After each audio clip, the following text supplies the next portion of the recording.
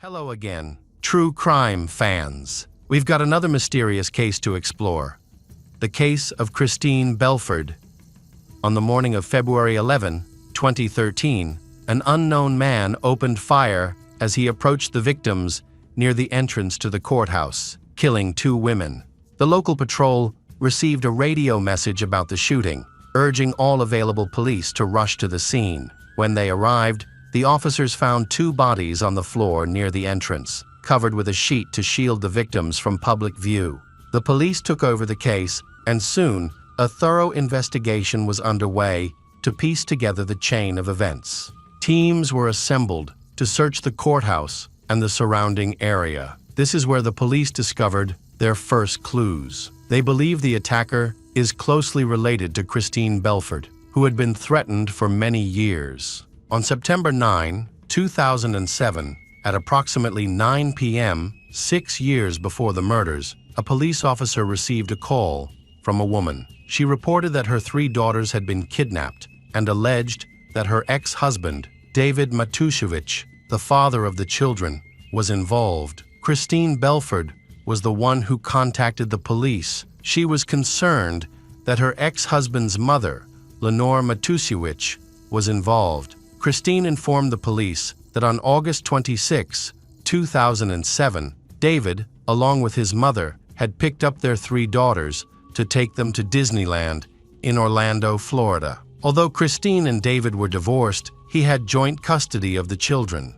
He had never been violent or shown any serious problems in the past, so Christine felt comfortable letting him take the children. They left in their trailer for the trip, but weeks passed without any contact from David. He had completely disappeared and never returned the children to her. He also ignored her calls, which worried her greatly. The police tried to reassure Christine, saying that the children would return after spending time with their father. However, they also considered the possibility that something had delayed their trip. The police attempted to contact David, but were unable to because his phone was disconnected. They then looked into David's background and family and discovered that he owned a medical optics clinic where he had met Christine when she was hired. Christine had been married before and had a daughter, Catherine, from a previous marriage. However, this did not stop Christine from developing a relationship with David. David quickly fell in love with Christine, and they began dating. Their relationship progressed rapidly, and it seemed like they were headed for marriage. However, David was hesitant to introduce Christine to his family because he was worried about how they would react to her past, especially the fact that she had a daughter from a previous relationship. He was concerned that his strict parents would not accept her. It was not until their wedding in 2001 that he introduced Christine to his parents, and surprisingly, the meeting went well. After their marriage, the couple bought a house in Middleton, New Jersey, and later welcomed 3 daughters. However, everyday challenges began to strain their relationship, leading to frequent arguments. David thought that moving away might help, so they relocated to Wilmington, Delaware, where his parents offered to support them. Unfortunately, this change did not improve their situation. In fact, it only made things worse. Christine felt that David was unhelpful and did not support her in caring for their children and managing household chores. His parents were difficult, often rude to her, and they attempted to control her within the household. Overwhelmed by the situation, Christine decided to file for divorce in 2006, which led to a tense custody battle. David claimed that Christine was a bad mother and had mental health problems. However, her friends and family disagreed. The judge ordered a psychiatric evaluation, which found that Christine was mentally stable. In contrast, the evaluation identified several mental health issues for David, who was stressed and depressed, occasionally lost touch with reality, and struggled to control his anger. Ultimately, custody was awarded to Christine, while David was granted visitation rights on weekends and holidays. Christine is now responsible for raising their 4 daughters, and David has moved in with his parents. David comes from a close-knit family. His father, a weapons collector, was previously a police officer but was fired after 4 years for misconduct. He later worked at the post office and drove a bus. David's mother, Lenore, works at a nursing home. At first glance, their family seems close-knit and normal. However, Christine told the police that David's family was obsessed with children and posed a danger to her daughters. She pleaded with the police to intervene for the safety of her children. Some people also voiced suspicions that the family was not normal. It became clear that David's parents were actually selfish, controlling, and aggressive. When the court decided that the children should live with Christine, Lenore became angry and began manipulating her son to pursue a custody battle, employing unethical tactics without hesitation. The police grew suspicious, particularly when Christine went to the police station to present custody papers. Although Christine had been granted custody rights, David and his family were determined to prove that she was unfit as a mother. David continued to seek full custody using dishonest tactics.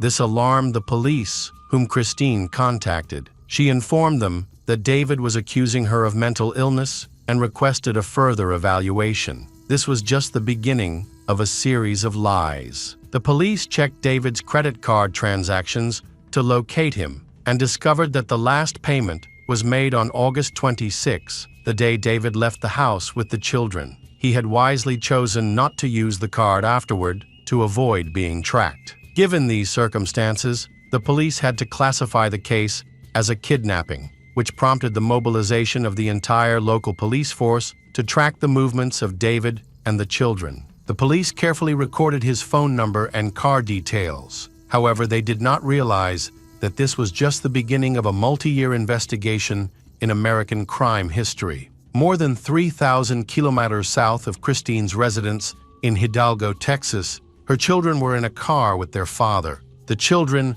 that Christine and the entire city police force were desperately trying to find. David was driving with his mother in the passenger seat. They drove along a regular highway until they turned and headed toward the Mexican border. About a kilometer from the end of U.S. jurisdiction, the fugitives' car stopped at a checkpoint. The officer took their passports, asked how many people were in the car, and noticed children playing in the trailer, laughing and having fun. As everything seemed normal, the officer had no reason to be suspicious. He checked the papers, returned them to David, and allowed the car to pass without issue.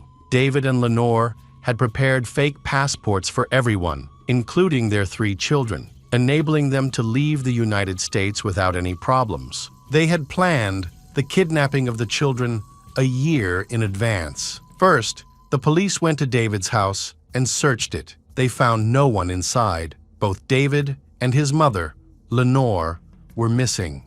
In the fireplace, they discovered burned documents, including a marriage contract with Christine, divorce papers, and bank statements from New Zealand and Canada. Investigations revealed that shortly before their disappearance, Lenore had bought a trailer for $82,000. In addition, David had sold his business for just $650.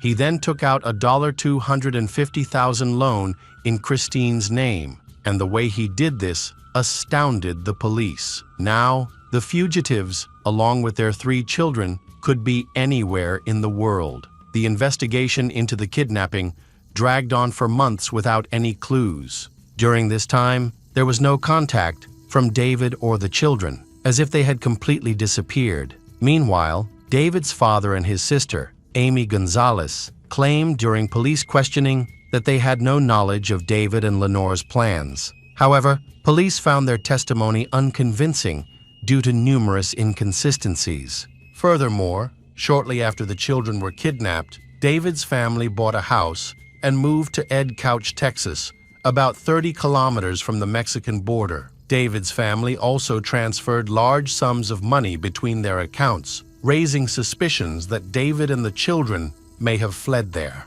Police wondered if David's father and sister had been in contact with him and Lenore. They believed that David's entire family might have been involved in the case, but this theory needed to be thoroughly investigated and proven. The search for the missing girls went international as U.S. authorities sought assistance from the police in Mexico. The media reported extensively on the kidnapping of the 3 girls. The FBI soon received information that David had bought a house and was hiding in a small town in Mexico. A police team was quickly formed to arrest him, but when they arrived, he was gone. It seemed that he had been alerted to the police presence and had fled. However, the FBI had obtained a fake passport for David, indicating that he had moved to Costa Rica. At this point, the investigation hit another roadblock, as they were unable to find him for the next 16 months. Leads to David, Lenore, and the 3 children had completely dried up. Christine was devastated by not knowing the fate of her children, and it is hard to imagine the extent of her suffering during this time. Christy began to struggle with depression due to the stress, and her condition worsened, but she was determined not to give up. During this time, the FBI received a new lead. They intercepted calls from David's sister Amy's cell phone, which led them to a short call to South America, specifically to a town called Catarina in Nicaragua. The local police were notified, and all checkpoints along the way were alerted. A search for David, Lenore, and the 3 children began. It was discovered that they were living somewhere in the woods. They were using a trailer with Delaware state plates. The challenge arose because this type of trailer is very common in Nicaragua, making it difficult to locate the specific vehicle. As a result, the search process was significantly delayed. The entire police force was urgently working to locate the missing children, as their safety was at stake. For 2 years, there was no information about the 3 girls. On March 13, 2009, a police officer in Nicaragua stopped a car during a routine inspection. The officer was aware of the ongoing search and knew that a suspect was using a similar trailer. He noticed that the people in the car resembled those the police were looking for. A man named David was driving, with his adult daughter in the passenger seat. When the officer asked David to get out of the car, he produced a fake driver's license. Despite David's protests, the officer insisted that he get out of the car, resulting in David's arrest. That same night, Christine boarded a plane to Nicaragua. After 2 years of separation, she finally had the chance to see her daughters. However, her children had no idea how much they were wanted. At the time of the kidnapping, they were too young to understand what was happening. Their father, David, convinced them that Christine had abandoned them and never loved them. This was only the beginning of the lies and cruelty that Christine faced. After his arrest, David was charged with kidnapping and fraud. He eventually pleaded guilty to these charges and was sentenced to 2 years in prison, followed by 5 years of probation. His mother, Lenora, also pleaded guilty to aiding and abetting and was sentenced to 18 months in prison. The return of the 3 girls to their mother was widely reported by the local media. Christine noted that the girls were thin, gaunt, and frightened, and they all had dental problems. During their time away from home, they suffered from untreated autism. All 3 girls were plagued by nightmares and required rehabilitation and psychological support. Outraged by their condition, Christine took action to revoke David's parental rights to prevent future abductions. She also filed a lawsuit for emotional distress on behalf of her daughters, intending to use the money to rehabilitate them after their traumatic experience in the woods. The public supported her. Christine, overwhelmed by the pain she faced, was unable to work. As the situation escalated, Christine's ex-husband, David, was furious at losing parental rights and not being able to see his children. Due to a new lawsuit, he also ran out of money to hire a lawyer. He refused to pay Christine any money and declared bankruptcy. As a result, Christine withdrew the lawsuit, realizing that she would not be able to get any money from him for her children's medical treatment. She asked David and his family to leave her and her children alone. Although David and his family agreed to her request, they had no intention of doing so. Soon, David began plotting his revenge. On December 22, 2009, he sent a letter from prison to his sister Amy, stating that he had stopped pretending to be a good person. While Christine's children were recovering during their father's imprisonment, they began rehabilitation and received dental care. During this time, a woman named Cindy contacted Christine through social media. She inquired about the family's health and mentioned that she had met David, which helped them bond over their shared experiences with him. They quickly formed a strong friendship and kept in touch. Christine shared important updates about her daughters, including their academic achievements, sports activities, and the names of their schools. They even exchanged photos. Cindy expressed her support, which seemed genuine, as Christine's story had garnered national attention, and she received much support after David's sentencing. Recently, alarming allegations began circulating online on a website. Lenora posted a detailed list of allegations claiming that Christine had abused her eldest daughter, bullied her, and imposed moral oppression on the child. It was reported that the children lived in appalling conditions, were forced to fight a dog for food, and were made to eat on dirty floors. There were also allegations that Christine intended to sell her daughters for $50,000 each. Many people who knew Christine were shocked, as she was considered the epitome of a good mother. Fortunately, only a few took the news seriously. Most believed that someone was trying to discredit Christine, and that she would never allow such a thing to happen to her children. Christine realized that David and his family were trying to sabotage her in order to take away her parental rights. If successful, his relatives could gain custody of the children, allowing him to stay in touch with them. David was so obsessed with his plan to gain custody that he was constantly looking for ways to get revenge on his ex-wife, Christine. However, Christine could not understand how he could have orchestrated this from prison, where he had no access to the internet. The explanation was simple. One of his family members had supported him. It was eventually revealed that his mother, Lenora, and sister Amy were the ones who helped him. From there, the online bullying and terror against Christine, an innocent mother, began. In a letter from David, who was in prison, to his sister Amy, he gave specific instructions on how to spread damaging stories about Christine. He used encryption to avoid detection. It was Amy who initiated the anonymous emails to Christine's friends, neighbors, and acquaintances. She even shared false information with the school that Christine's daughters attended, intentionally damaging Christine's reputation. These lies also spread to the church that Christine attended on Sundays. The rumors affected her and caused her great distress, forcing Christine to leave the Sunday school where she worked. Christine taught the Bible to elementary school children, but she was worried that the online rumors and her presence could endanger the children. Her ex-husband's family tried to portray her as a threat to the children. Meanwhile, Christine did her best to protect her young daughters from the chaos. At the time, her eldest daughter from her first marriage, Catherine, was 16 years old. She stood by her mother and sisters, vehemently denying all allegations of harassment and abuse. As time passed since David and Lenore's mother-in-law were incarcerated, Christine began to feel increasingly uneasy. On September 16, 2010, Lenore Matusiewicz was released, leaving Christine even more afraid of the woman. She relied on a court order prohibiting David's family from coming near her children or her property, but she couldn't shake the feeling that someone was watching her. She confided her worries to only a few close friends, including her pen pal Cindy, who supported her. On March 20, 2011, Christine's friend sent her a disturbing video. In it, a woman is seen watching Christine and her children from a car parked near their home. The woman had been spotted watching Christine's family home on several occasions. A video titled, "Mom, Don't Hurt Me," was later posted to social media on March 20, 2011.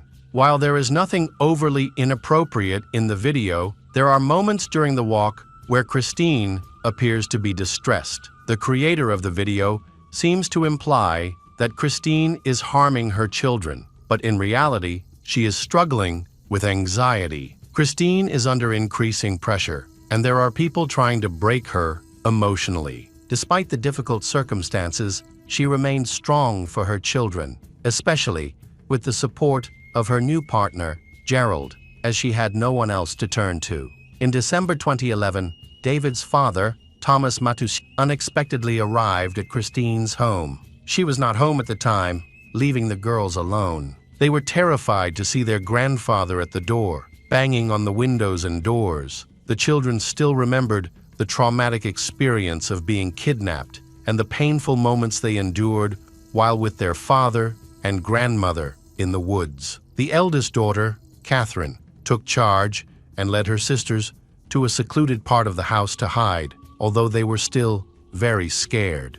At that time, Christine's new boyfriend, Gerald, arrived at the house. After a brief argument, Gerald succeeded in forcing Thomas to leave. It was clear that David's father was trying to avoid attracting the attention of the police. However, the situation had a significant psychological impact. From that point on, Christine's family felt unsafe in their own home. They installed surveillance cameras around the house, set up an alarm system, and placed 3 guard dogs at each door.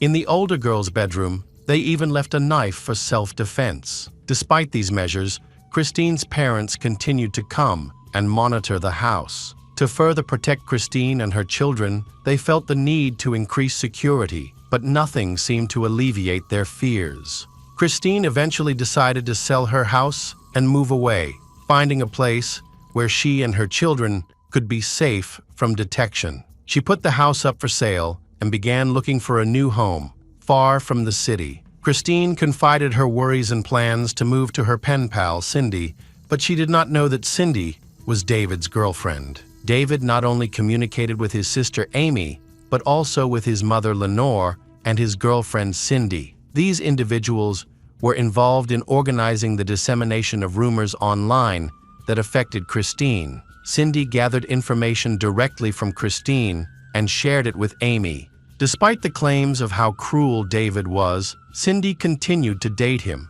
had feelings for him, and supported him during David's time in prison when she visited him. Cindy eagerly awaited his release, but while he was incarcerated, she wasted no time in gaining Christine's trust at his request. This allowed her to learn all about the address of Christine's house and her family's intentions. Cindy knew the location of the surveillance cameras and their coverage, as well as the plans to sell the property. 4 months before David was released from prison, his family began planning a more sinister attack on Christine's home. Although Christine was unaware of their intentions, she felt that something was wrong.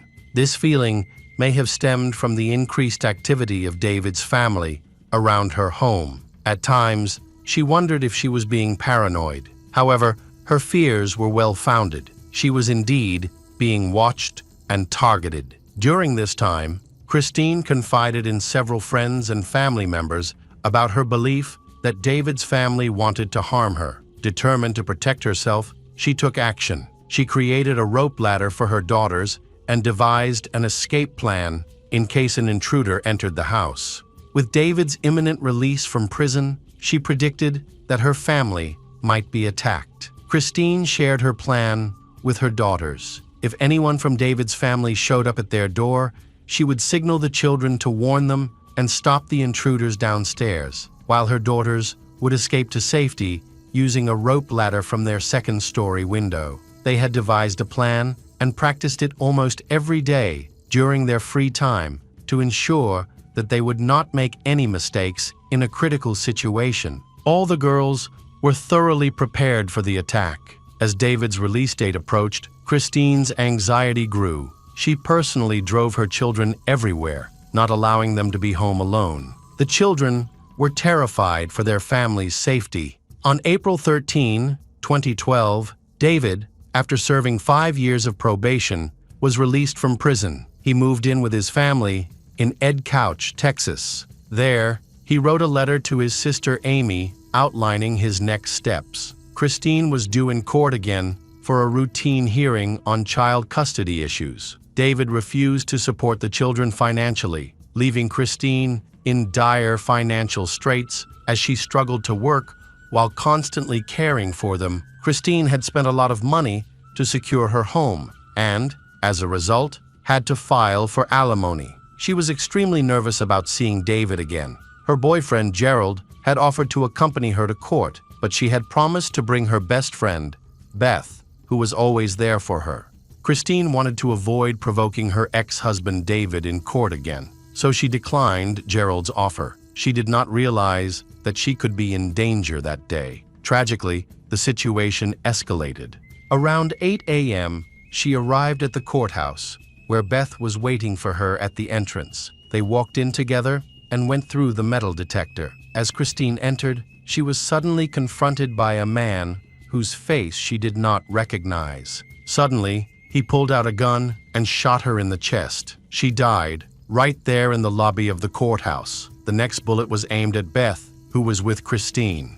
She tried to run away, but did not have enough time and ended up being an unintended victim. Meanwhile, a gunfight broke out, causing chaos and injuring 2 police officers. Despite this, the officers were able to stop the attacker, wounding him as he tried to leave the building. When he realized he could not escape, he turned the gun on himself and took his own life. However, it was not David who was shot, but his father, Thomas Matusiewicz. The police investigating the case realized that the situation was not yet resolved. They believed that there was a plan to kidnap the children, putting them in danger. They needed to quickly locate all the girls. The police went to the school that Christine's children attended. When the police arrived, David was already at the school and was later arrested. He denied knowing anything about his father's plan. The police did not believe him because it was clear that he knew about the situation. David and his father went to the courthouse, but David did not enter during the incident. Instead, he waited in the car near the building to pick up his father, Thomas. After the shooting, he quickly went into the school to pick up his daughters. Despite knowing that his father was discovered by the police and ended his own life, David remained cold and emotionless, determined to carry out his plan. David's car contained a large number of weapons, which he must have noticed while driving. In addition, a red notebook was discovered in the car, containing a detailed list. He escaped the attack only because he was in the car. Lenora and Amy were taken from their Maryland hideout and brought to the police station for questioning. David's mother and sister also claimed that they knew nothing about Thomas's plan. FBI agents then searched the David family home, where they discovered thousands of pieces of evidence indicating that the plot against Christine had been in the works for months. It was clear that the David family had not completed their plan even after Christine's death. They intended to take the children out of school and smuggle them out of the country. The only way to stop them was through arrest, but at that time, there was not enough evidence against Lenora's mother and Amy, so they had to be released, although they were placed under surveillance. 2 days after Christine's murder, Amy Gonzalez quickly filed for custody of her children, but her request was denied. On February 21, Lenora Matusiewicz appeared in court to defend her late husband, denying any involvement in the plot or persecution. She explained that Thomas had suffered from a meningioma brain tumor, which had caused his behavior to change dramatically. He often acted aggressively, was prone to anger, and struggled to control himself. Lenora claimed that this was why he reacted so violently toward Christine, believing that he had nothing to lose and was trying to protect his son and granddaughter. However, Lenora could not explain why her husband killed Beth, who had nothing to do with the situation. She maintained that she had no knowledge of Thomas's intentions and that he had acted alone. To support her case, Lenora once again accused Christine Belford of being a bad and immoral mother. Knowing that Christine could no longer defend herself against these accusations, Lenora claimed that David's 3 daughters had been repeatedly abused by their mother, and that the daughters had shared this information with her. On August 18, 2013, Lenora recorded evidence of Christine's involvement in the abuse. According to her notes, Amy uploaded a video of Christine to social media. However,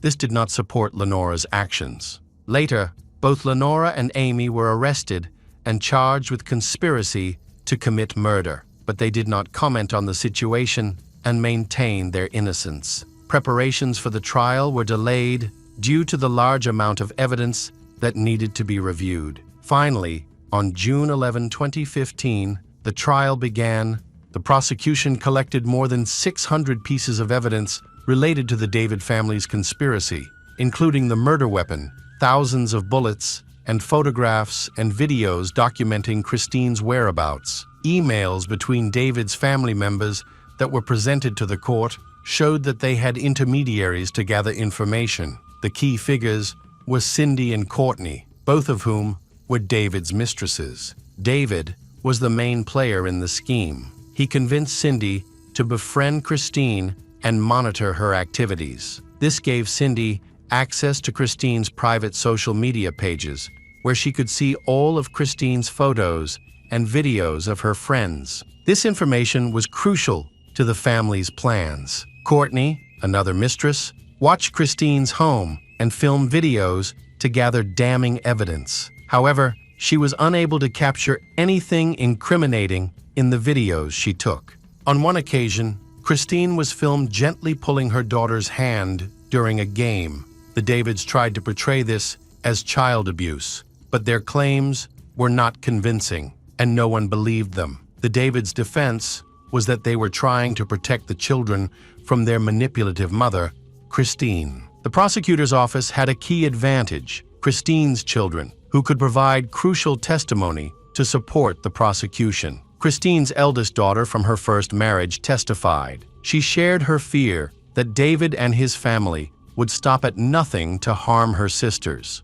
She had always viewed them as a threat and worried that her mother might face similar dangers. She detailed the persistent fear that David's family had instilled in her family for years. In contrast, David, Lenore, and Amy maintained their own version of events and claimed they had acted to protect the children. The Davids built a convincing story. Then Christine's second daughter testified. She denied all charges against her mother, ultimately clearing Christine's reputation.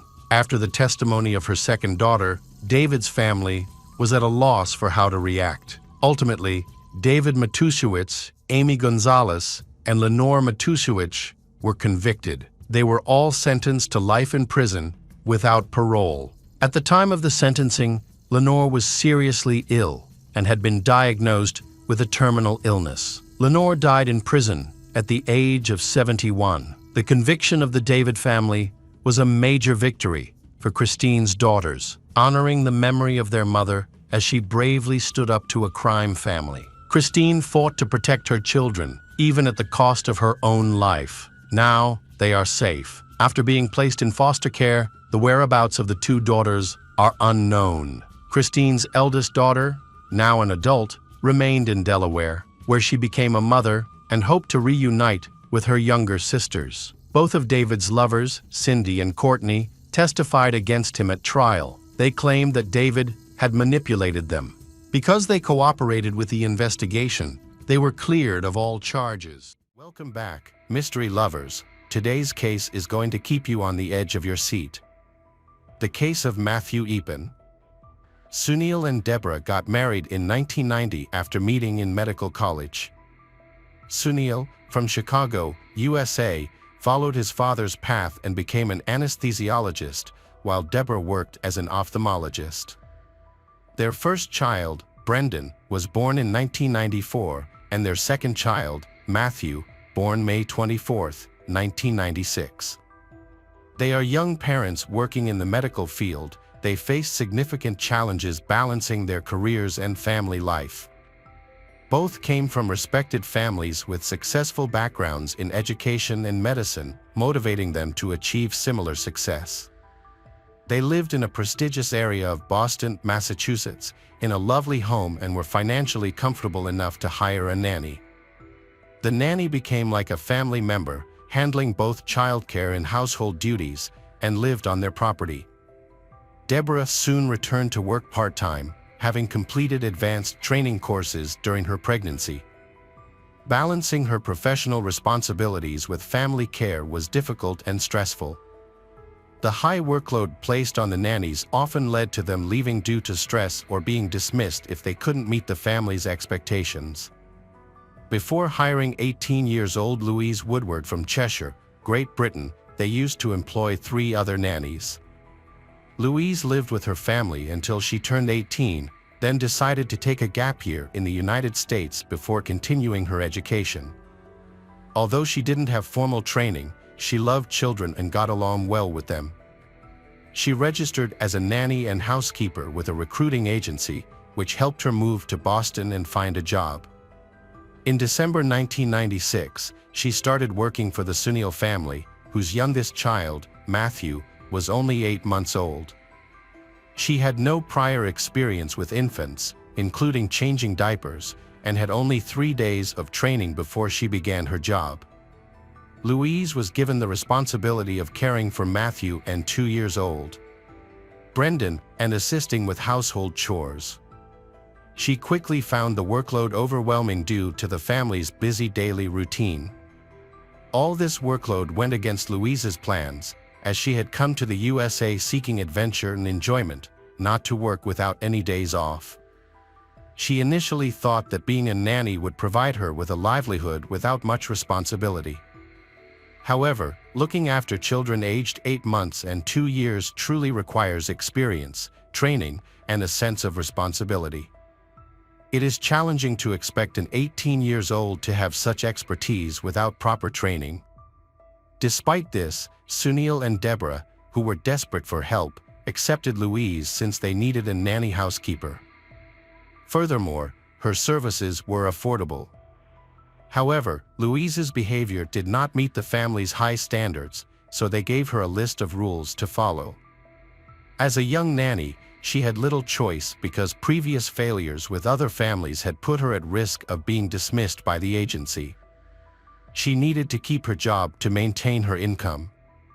It was challenging for her to suppress her youthful, free spirit, as she preferred to walk, chat with friends, and attend parties rather than focus on work. Occasionally, she would wander around Boston and indulge in her dreams. However, she started refusing work more often, frequently asking for time off, and spending a lot of time on herself. She began taking daily walks, returning late in the evening, regularly attending parties, and struggling to wake up in the morning, often sleeping until nearly lunchtime. This behavior disappointed the Epens, as she would spend hours chatting with her family in the UK, neglecting her responsibilities with the children.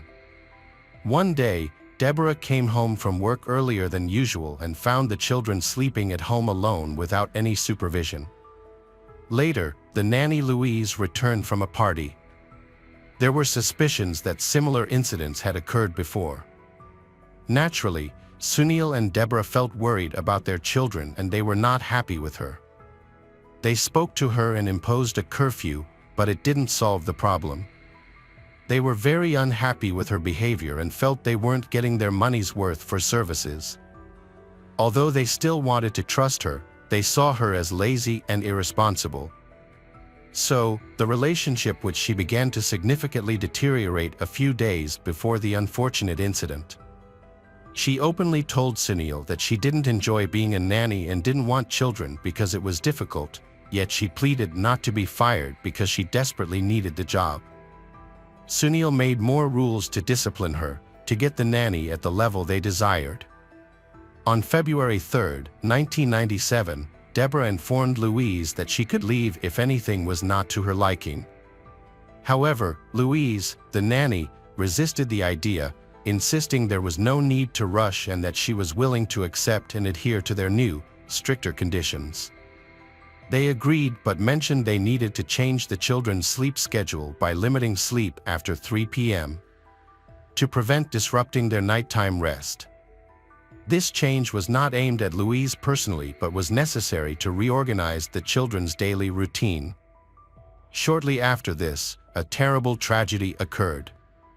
The tragedy happened just 10 weeks after Louise began her job. On February 4, 1997, Louise woke the children up in the morning after the parents left for work. She mentioned that Matthew was unusually fussy and cried a lot from the start of the day. Louise bathed him and then put him back to bed to calm him down. At 3:15 p.m., she went to wake him up from his nap and noticed he was breathing weakly and irregularly.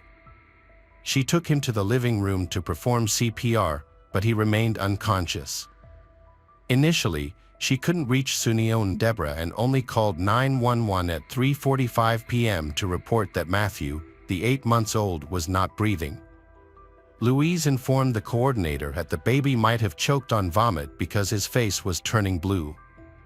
Emergency services arrived quickly. The child was alive but in critical condition.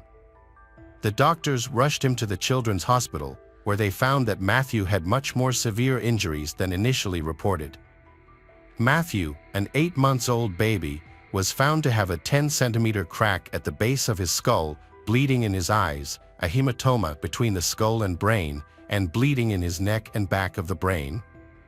He also had a broken wrist, and vomit was found in his trachea.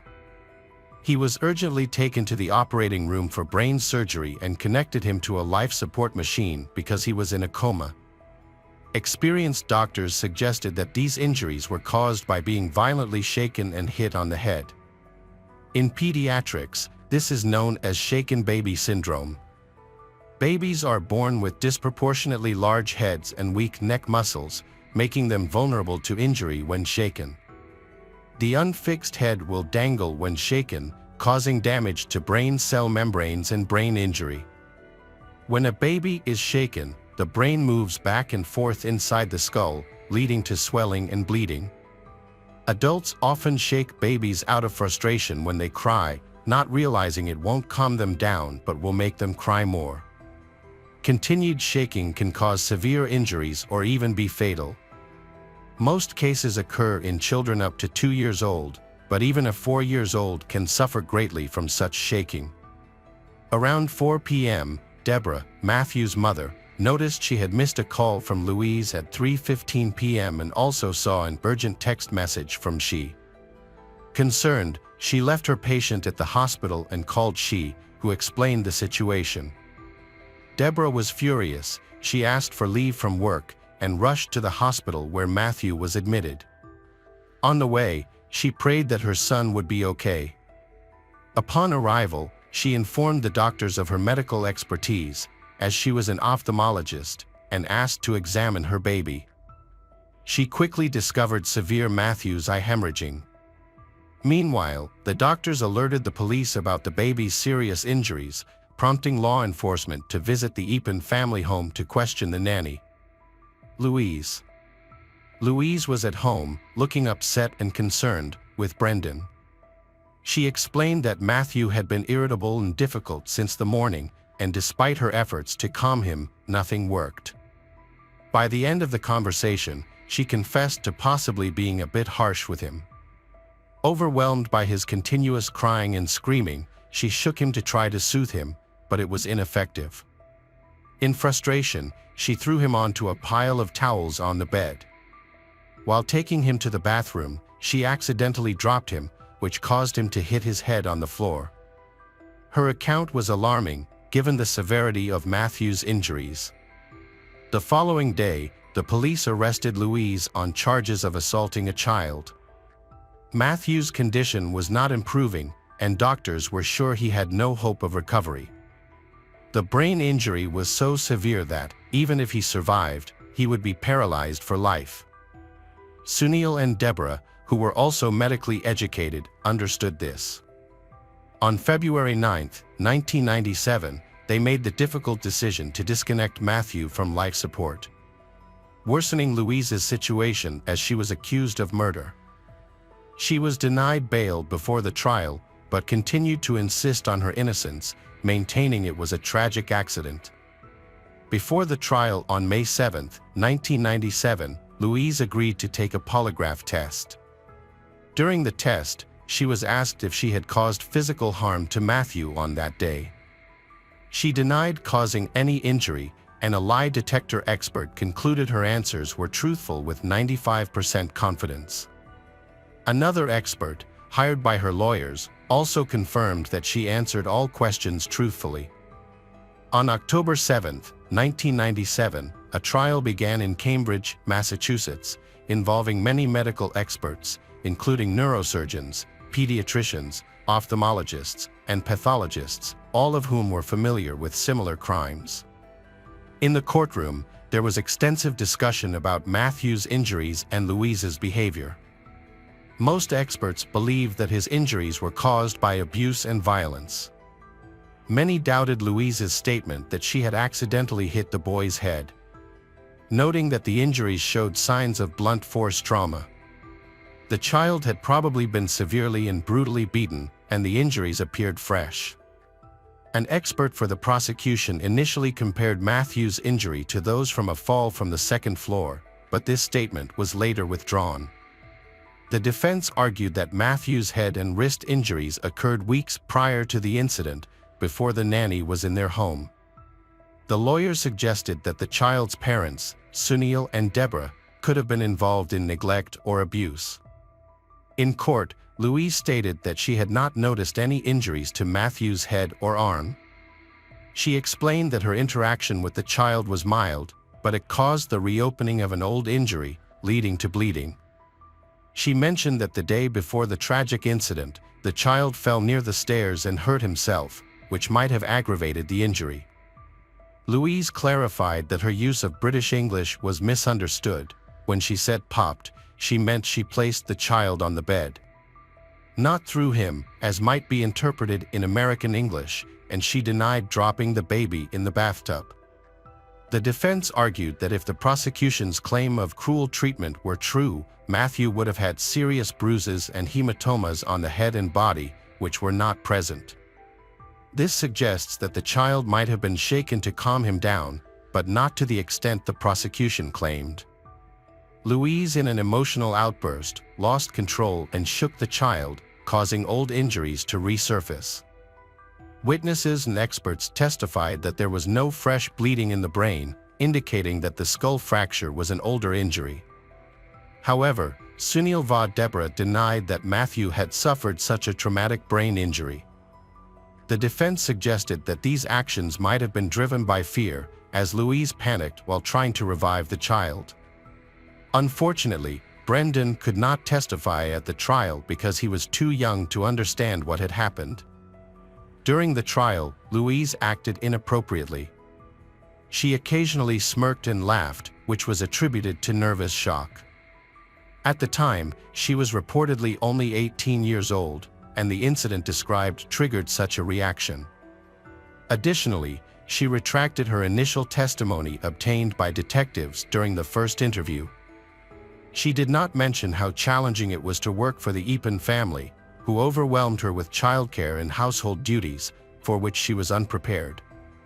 She had come to the United States to relax and have fun. Despite this, she insisted that she never mistreated the children. She claimed she would never harm a child, especially to the extent of causing serious injuries that led to a coma and could paralyze an 8-month-old baby. Louise's relatives from the UK spoke at the trial, praising her as a gentle and reserved person. They described her as an obedient parishioner of a local church, a vegetarian, and a clarinet player. However, her friends from the US had a different view, seeing her as a party girl who never missed a chance to go out. 3 of her friends testified at the trial, as well as former employers who had let her go due to incompetence and irresponsibility. The prosecution highlighted that she tried to wake Matthew 15 to 20 times but found the boy wasn't breathing. She attempted to help him and called his parents, but they didn't answer. It took her half an hour to finally call 911. The prosecutor questioned why she delayed calling for emergency help when immediate action was needed. She explained that she was panicking and stressed, trying hard to manage the situation on her own. Throughout the trial, Louise showed little emotion. She occasionally smiled but never expressed regret for what happened. She spoke fondly of Brendan and Matthew, she describing Brendan as smart and talkative, and Matthew as a sweet, smiling, and playful child. The trial was broadcast live on British television, capturing the attention of almost the entire country, with many people supporting she. On October 30, 1997, a jury found Louise Woodward guilty of second-degree murder. She begged the judge to lighten her sentence. She begged them not to let her spend the rest of her life in prison for something she didn't do. However, the judge ignored her pleas. Louise was sentenced to life in prison, with the possibility of parole after 15 years. Upon hearing the sentence, she burst into tears, unable to believe what was happening. She questioned the judge, insisting that she hadn't done anything wrong and sincerely hoped for an acquittal. Her mother supported her, stating in court that a terrible judicial error had occurred. She argued that her daughter could not have harmed a defenseless child and that she was innocent and did not deserve such a harsh punishment. In fact, the jury's opinions were mixed. Many people believe that Louise is innocent in Matthew's death, attributing it to an old injury. However, after further deliberation, the jury concluded she was guilty. It later emerged that those who initially supported acquittal were persuaded to vote guilty. This thing sparked significant public outcry in both the United States and Louise's home country, Britain. Many people in the UK donated funds to assist Louise and her family, totaling about $500,000. Additionally, there were mass protests from supporters who believed Louise was an innocent victim of the US legal system. This public pressure led to the conviction being overturned by the judge 10 days later. By then, Louise had already spent about 8 months in prison. After reviewing the case materials, the new judge concluded that Louise's actions were due to her inexperience and immaturity, not malicious intent, and that murder was not her purpose.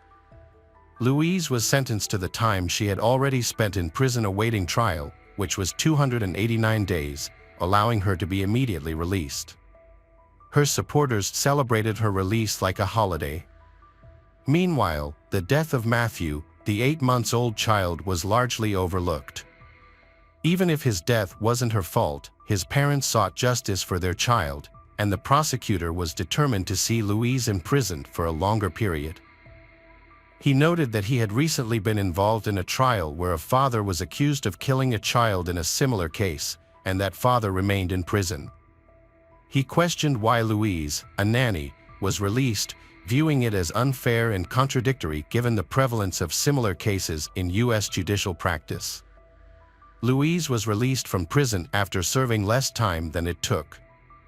She returned to her hometown in the UK in 1998 and enrolled in the Faculty of Law at London South Bank University. She explained that her interest in law developed during the trial, as she engaged deeply with legal matters to better understand the proceedings.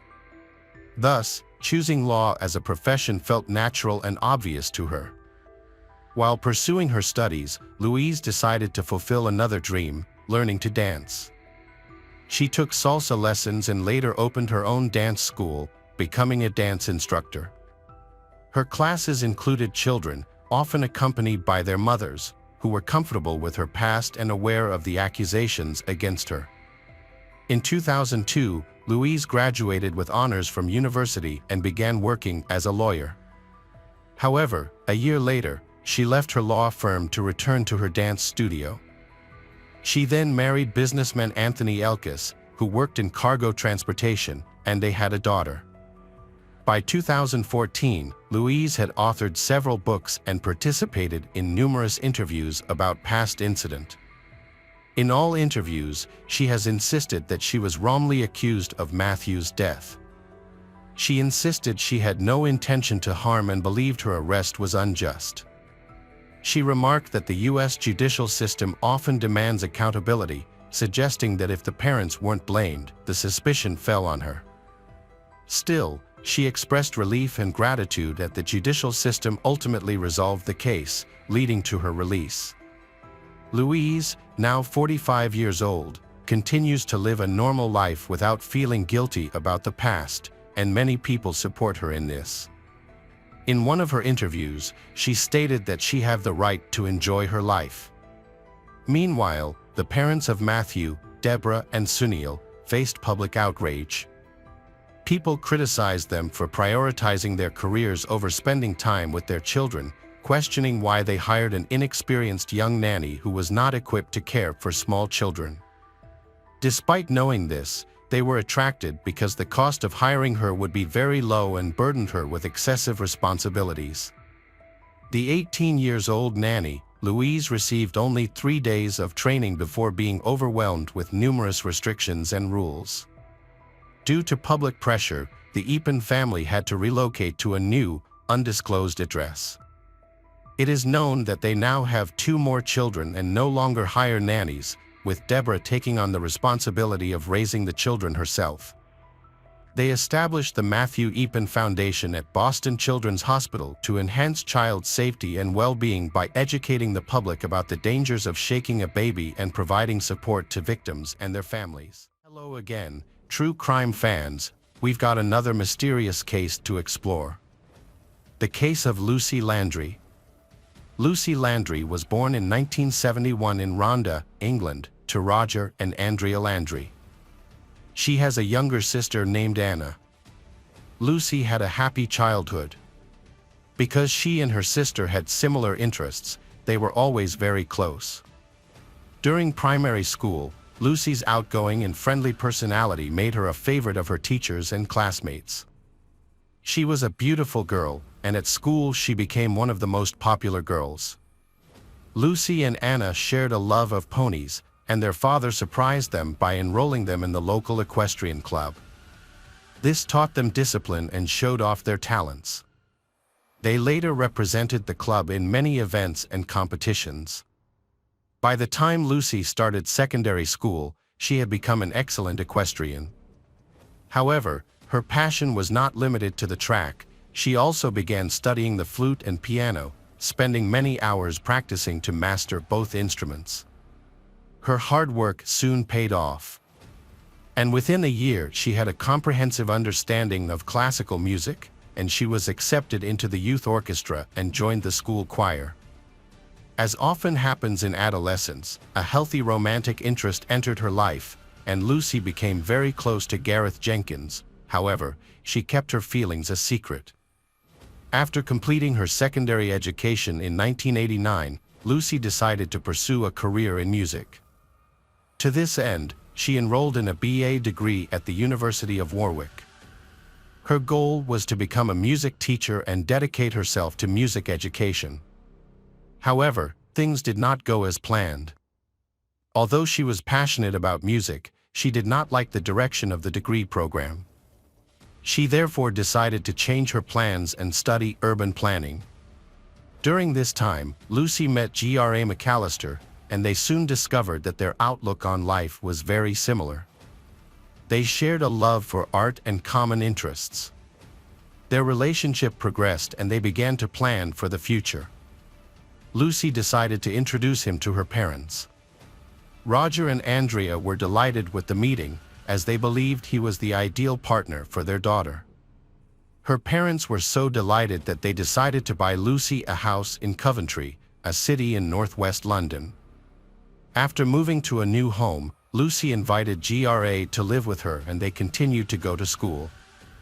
In 1995, they had their first child, named James. Lucy decided to drop out of college to focus on raising the child. Meanwhile, G.R.A. continued her college studies and took a night shift job at the post office to cover her living expenses. For many months, she had to stay home alone to take care of the child and had to be away from G.R.A. for many hours. She began to feel bored. Then, she found no better solution than exploring chat rooms on the internet to distract herself, looking for ways to meet new people. One night, while Lucy was participating in online conversations in many chat rooms, she met Harold Landry. Harold, a 53-year-old American from Louisiana, was born into a very poor family. And he knew that hard work was the only way to escape poverty. His opportunity came when he realized that in the oil industry, the key was not to own an oil well but to provide essential infrastructure for the owners of such. He founded his own company, specializing in providing infrastructure for oil field owners. Harold amassed a huge fortune by designing and manufacturing hydraulic equipment for major oil companies in the southern United States, eventually becoming a billionaire. In his personal life, Harold was married and divorced twice, and his children from previous relationships were not made public. A significant event took place in 1992 when Harold was still single. He met a married woman 20 years his junior. Harold pursued and courted her and she eventually succumbed to his advances.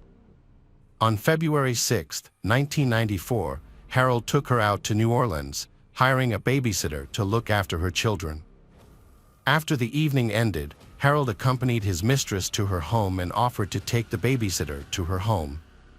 Outside the residence, Chris, the betrayed husband, secretly watched his wife's actions. After dropping his mistress off at home, Harold, saying goodbye, left. The girl's husband Chris followed Harold's car, which Harold noticed was tailing him. Acting on instinct, Harold opened the glove compartment and pulled out a gun that he had kept inside. When both cars stopped at a red light, the situation became tense.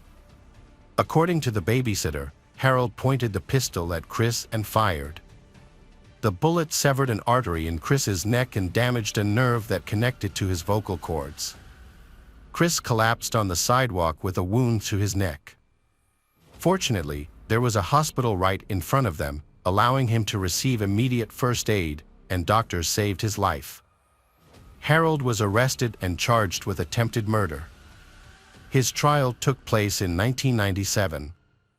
In his opening statement, the defense attorney told the jury that Chris was the victim of a tragic and terrible incident. As for his client, he said he had acted out of fear and self-defense. The defense's clever strategy led the jury, consisting of 4 men and 8 women, to find Harold guilty of the lesser charge of aggravated assault. As a result, he was sentenced to 5 years in prison. After an appeal, Harold was given probation. In exchange, he had to pay a $500 fine and perform community service. Although he wanted to be completely exonerated, he thanked his attorney, Pat, for her hard work. They have since become good friends. Soon after, Harold and Chris agreed to an undisclosed settlement amount. By the time Harold began chatting with Lucy, he was already living in Covington and still wealthy enough to not have to work. He was also honest about his profession and everything about his past life, including his love life and run-ins with the law. Surprisingly, these revelations only made Lucy more attracted to him. As they continued to chat online, Harold painted a picture of a lavish lifestyle that Lucy found hard to resist. His determination and charm eventually paid off when Lucy ended her relationship with GRA.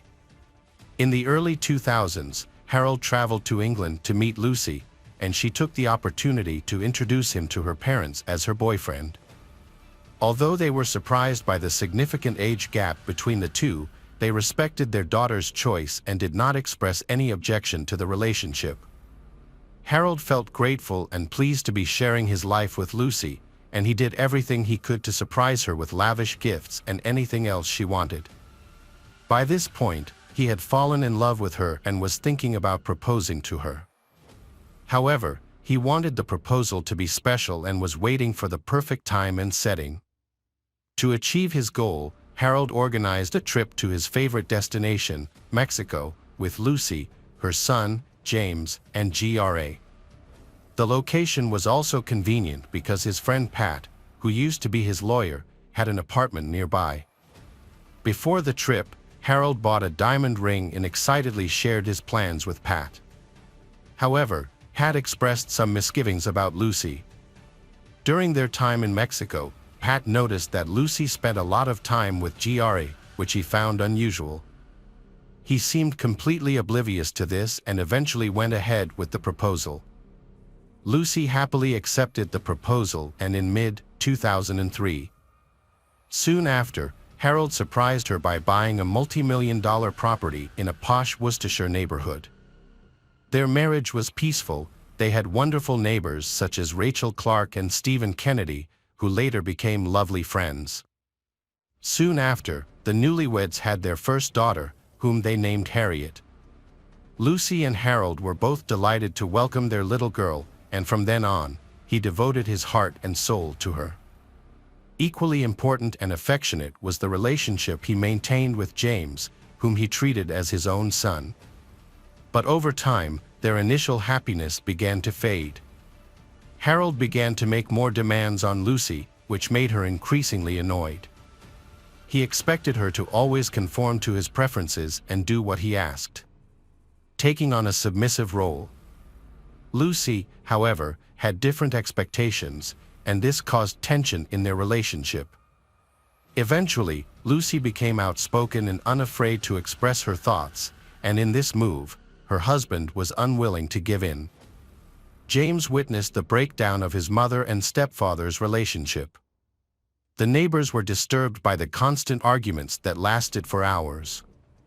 They also knew that Lucy and Harold had an alcohol problem, which caused their loud arguments and complaints. Whenever the couple had a particularly intense argument, resulting in them not speaking to each other for a while, the neighbors felt a sense of relief and peace. In mid-2009, Lucy used social media to reconnect with Gareth, an old friend from high school whom she had not spoken to in years. Lucy's husband, Harold, would often go to bed while Lucy stayed up to chat online. Harold began to realize that Lucy was using social media to find someone new, just as she had found him before. But instead of confronting her, he decided to give her some space, and he traveled to Mexico and stayed there for a while. Meanwhile, Lucy invites Gareth to live with her. In the fall of 2009, her husband Harold returns to England in the hope of mending their marriage. However, as soon as he moves in, Lucy asks for a divorce. Initially, he is devastated. Then, after a few weeks, Harold begins a relationship. He meets this new woman online. She lives nearby and goes by the name Rachel. As Lucy and Harold pursue their new relationship, their divorce negotiations begin, but new conflicts arise. One major point of disagreement is the house. Lucy wants to keep it to ensure stability for their children, while Harold is determined to sell it. He gives Lucy money to buy a smaller apartment and removes her from his will. When Lucy discovers this, her hatred for him drives her to share everything about Harold's past with their son James, leaving nothing out. Amid the tension, Gareth invited Lucy to come to Wales with him for a few days. After returning home, Lucy no longer tried to hide her phone conversations from her new love. Meanwhile, Lucy and Harold were both drinking heavily, and the arguments escalated, leaving the children exposed to a violent and unbearable atmosphere. On Monday, February 1st, 2010, Harold had been drinking all day. When a package arrived for Stephen, Harold mistakenly received it. That evening, around 9 p.m., Stephen returned home from work to find a notification that his package had been delivered to the Landry's home. Seeing the lights on, Stephen went to their house to collect the package. Harold invited him in and offered him a drink. After a brief conversation with Lucy, Stephen realized that Harold was drunk. He took his package, apologized, and left. The couple then argued about buying furniture for their upcoming move. The disagreement was trivial, but it escalated into a fight. During the argument, Harold hit Lucy across the cheek with a kitchen utensil. James, who had learned to deal with their arguments over the years, intervened and saw that his mother was injured. He quickly called the police and made it his priority to get his sister to safety. Lucy and the children fled the house to seek help after the incident. Lucy ran to Stephen's house. However, Harold caught up with her and stabbed her several times with a knife before leaving her under a bush in the garden. Alerted by Lucy's screams, Stephen ran outside and found her after only a few steps. Initially, he thought she had passed out, but he soon realized the severity of her injuries. After receiving an emergency call, the police arrived at the scene. They called an ambulance and searched the surrounding area for the culprit. However, they only found the children hiding terrified in the backyard in the dark. An ambulance then took Lucy to the hospital. Unfortunately, her heart had stopped. Harold went to his new girlfriend Rachel's house, revealing that something terrible had happened, but he did not explain further. He gave her $40,000 in bank money, some cash, his car keys, and some blank checks with his signature on them. He then returned home. Several police patrols searched for him, and he was eventually found walking along the road and arrested. Her parents Roger and Andrea were devastated after hearing the news. In a statement released by the police, her parents asked for respect while they grieved for the loss of their daughter. They declined to speak to the media at this time. Instead, they focused on caring for their grandchildren. A post-mortem examination later confirmed that Lucy died from multiple stab wounds to the chest. On February 5, 2010, Harold was brought to trial and charged with murder, based on evidence and witness testimony from James. The trial began in early February 2011, with Judge David Fawson presiding and Harold's attorney Andy Childs defending. During the trial, Harold's defense team argued that he was driven to action by his wife Lucy's intense anger, which left him feeling provoked and left with no other choice. Harold took the stand, tearfully expressing his love for Lucy and remorse for his actions. He then followed his attorney's strategy, claiming that he was guilty of involuntary manslaughter because Lucy had pushed him to the limit. The prosecution presented a highly detailed animation of the many injuries the victim suffered. This presentation shocked those in the courtroom. On February 24, 2011, the jury deliberated for less than 4 hours before finding Harold Landry guilty of murdering his 38-year-old wife, Lucy Landry. Harold was 64 years old at the time of the murder. The following day, the judge delivered a scathing statement when sentencing Harold. He described the attack as horrific and unforgivable, dismissing Harold's claims that Lucy may have provoked him. The judge viewed these claims as a desperate attempt by Harold to defend himself. As a result, Harold was sentenced to life in prison with a minimum term of 16 years before he could be considered for parole. This meant that he would have to be over 80 before he was eligible for parole. Lucy's family and friends expressed their gratitude not only for the case being resolved, but also for the judge's comments. Hello friends, welcome to our channel. Today we're going to take a look at another horrible case with you. The case of Rowan Ford. Rowan Ford was born on April 11, 1998, in San Diego, California.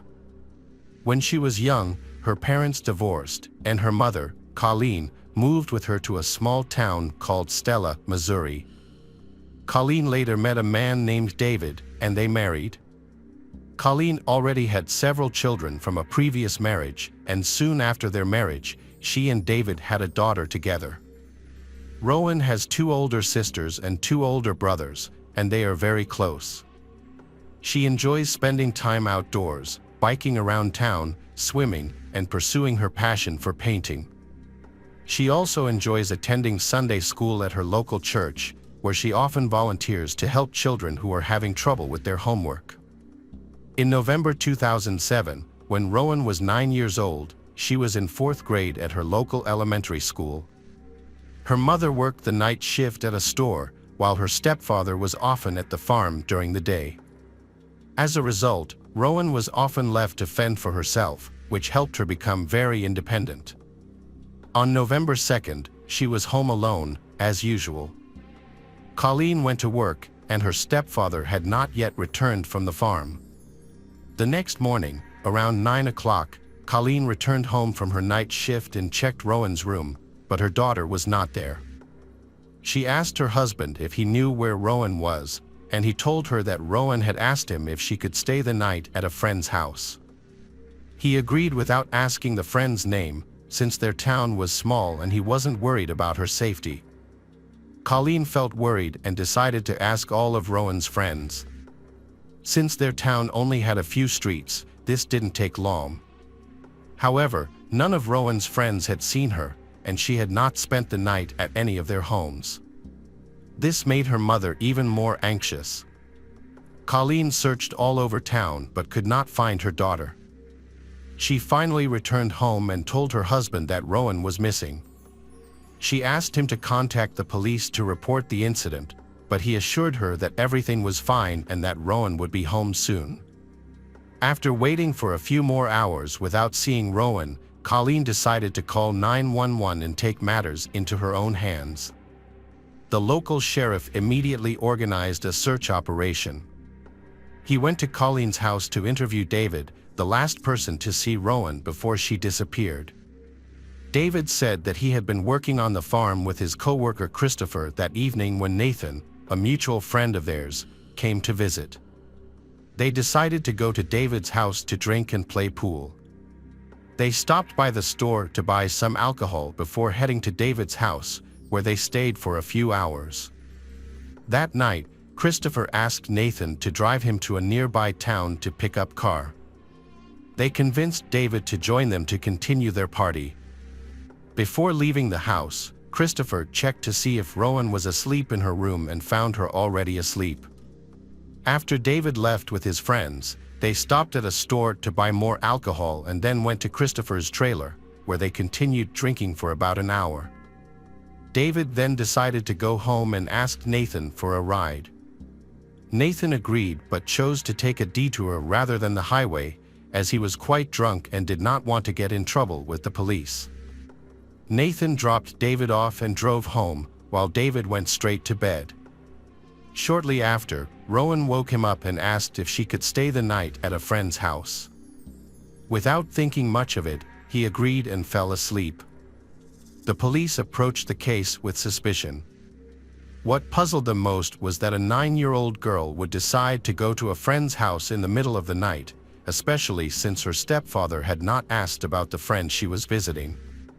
The police chief suspected that David might be hiding something or had something to do with Rowan's disappearance, but there was no evidence to support this suspicion. The police searched the town and the surrounding area until late at night. Locals quickly joined the search because they knew the Rowan family and wanted to help. Stella had a population of only about 150, so news of Rowan's disappearance spread rapidly throughout the area. Locals usually felt safe letting their children play outside, as there was not much going on in such a peaceful place. However, when Rowan disappeared without a trace and the police could not find her throughout the day, the people of Stella became extremely panicked. On the first day of the search, nothing was found. Then, on November 4th, the police went to the neighboring town and spoke to Christopher, who confirmed David's story. However, Christopher added that his friend had not contacted him since that evening, and he had only learned of Rowan's disappearance that same day. The police expanded the search and brought in more volunteers, but they still could not find Rowan or any clues regarding her whereabouts. The next morning, the FBI joined the investigation while local police continued to search for Rowan in the area around town. Detectives focused on the possibility of kidnapping. They strongly doubted the David story, as it seemed very suspicious. The police also checked with all of Rowan's friends and confirmed that she had not visited any of them that night. Investigators interviewed David several times, and his testimony varied in detail, further raising suspicions about his involvement. For example, he provided different times for being away that night and even stated that Rowan may not have asked him before going to visit a friend. FBI agents further discovered that on the night of her missing, David had asked his mother to lend him her car, although he had not initially disclosed this to the police. As a result, the police seized both cars for testing, but experts found no evidence. Detectives continued discussions with Christopher and Nathan, as both were with David that night. Christopher was invited to the police station and told the same story as the day before. He also agreed to take a polygraph test, which showed no signs of deception. A few hours after Christopher left the station and returned to work, he saw Chief Clark's car. Christopher signaled for Chief Clark to stop. Sheriff Clark is the police chief in the town of Whitten and has known Christopher for 17 years, since Christopher was a child. Clark was a friend of Christopher's adoptive parents, and Christopher had always respected him. He often turned to him for advice or help in times of trouble.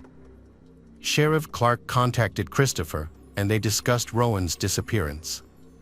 Clark was aware of the case but was not directly involved, as the search was being handled by the Stella Police Department. During their conversation, Clark suspected that Christopher was withholding information, as Rowan's life was in danger and her fate was still uncertain. Therefore, Clark decided to share these suspicions with the FBI, contacting agents to explain his concerns.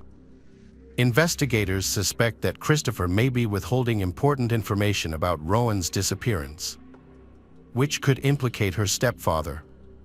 It is possible that he asked Christopher to lie and alter some details in his account of the events of that night. Christopher now fears that he will be considered an accomplice if he tells the truth. Sheriff Clark informed the FBI agents that he had a good and trusting relationship with Christopher, so he wanted to help convince him to share information. That same day, Christopher went to Colleen's home to ask her about the progress of the search. Simultaneously, the FBI agents also visited Rowan's mother again. When they met with Christopher, they continued to ask him a few questions, and he once again confirmed that the events of that night happened exactly as he had described them. However, this time he also mentioned that he did not rule out the possibility that David was involved in Rowan's disappearance and expressed his desire to help them find the truth, no matter how frightening it might be. He suggested wearing a wiretap and approaching David to try to get him to confess. However, the detectives decided not to use such tactics. Instead, they asked Christopher if he could think of any locations where his friend might have hidden Rowan's body, and he suggested several places. The next day, the police began investigating these locations while continuing to search the area around Stella's house. FBI agents once again brought David in for questioning, but he repeatedly denied any involvement. Detectives also searched David's house in the hope of finding clues, but nothing was discovered. On November 7th, the police asked Christopher to return to the station to obtain his consent to search the safe in David's home. Christopher had been living with David for several months due to not having his own place, and some of his belongings were still there. Christopher gave the police permission to search the safe, his trailer, and his car. He also voluntarily provided a DNA sample and agreed to answer additional questions from the detectives. They began questioning him that evening and again asked him to confirm David's story. This time, however, Christopher suddenly admitted that his friend's story was not entirely true. The investigators began to pressure him to tell them what really happened. This pressure caused Christopher to become agitated. He said that if the police were going to treat him like a criminal and try to implicate him in Rowan's disappearance, he would not continue the conversation. The detectives then had to end the interview, and Christopher left the station. That night, he went to see Chief Clark and told him the whole story. He complained that the detectives were treating him as a suspect and said that he might need to hire a lawyer. The chief replied that it was his right, but asked him to understand that the police were only doing what they could to find Rowan. In response, Christopher stated that he would not speak to them anymore and that if he wanted to share any more information, he would only speak to Sheriff Clark. He continued to persuade Christopher to share what he knew. After a while, Christopher began to cry and said that he had always loved Rowan and would never hurt her. During his time living in David's house, Christopher developed a close relationship with Rowan and the other children. They began to consider him a member of the family and even called him Uncle Christopher. Sheriff Clark realized that Christopher was about to reveal everything he knew. However, just as Christopher was about to share, someone came to the police station, causing Sheriff Clark to temporarily lose focus. Christopher then left the office without revealing what he was about to say. Sheriff Clark eventually contacted the FBI and informed them about the conversation.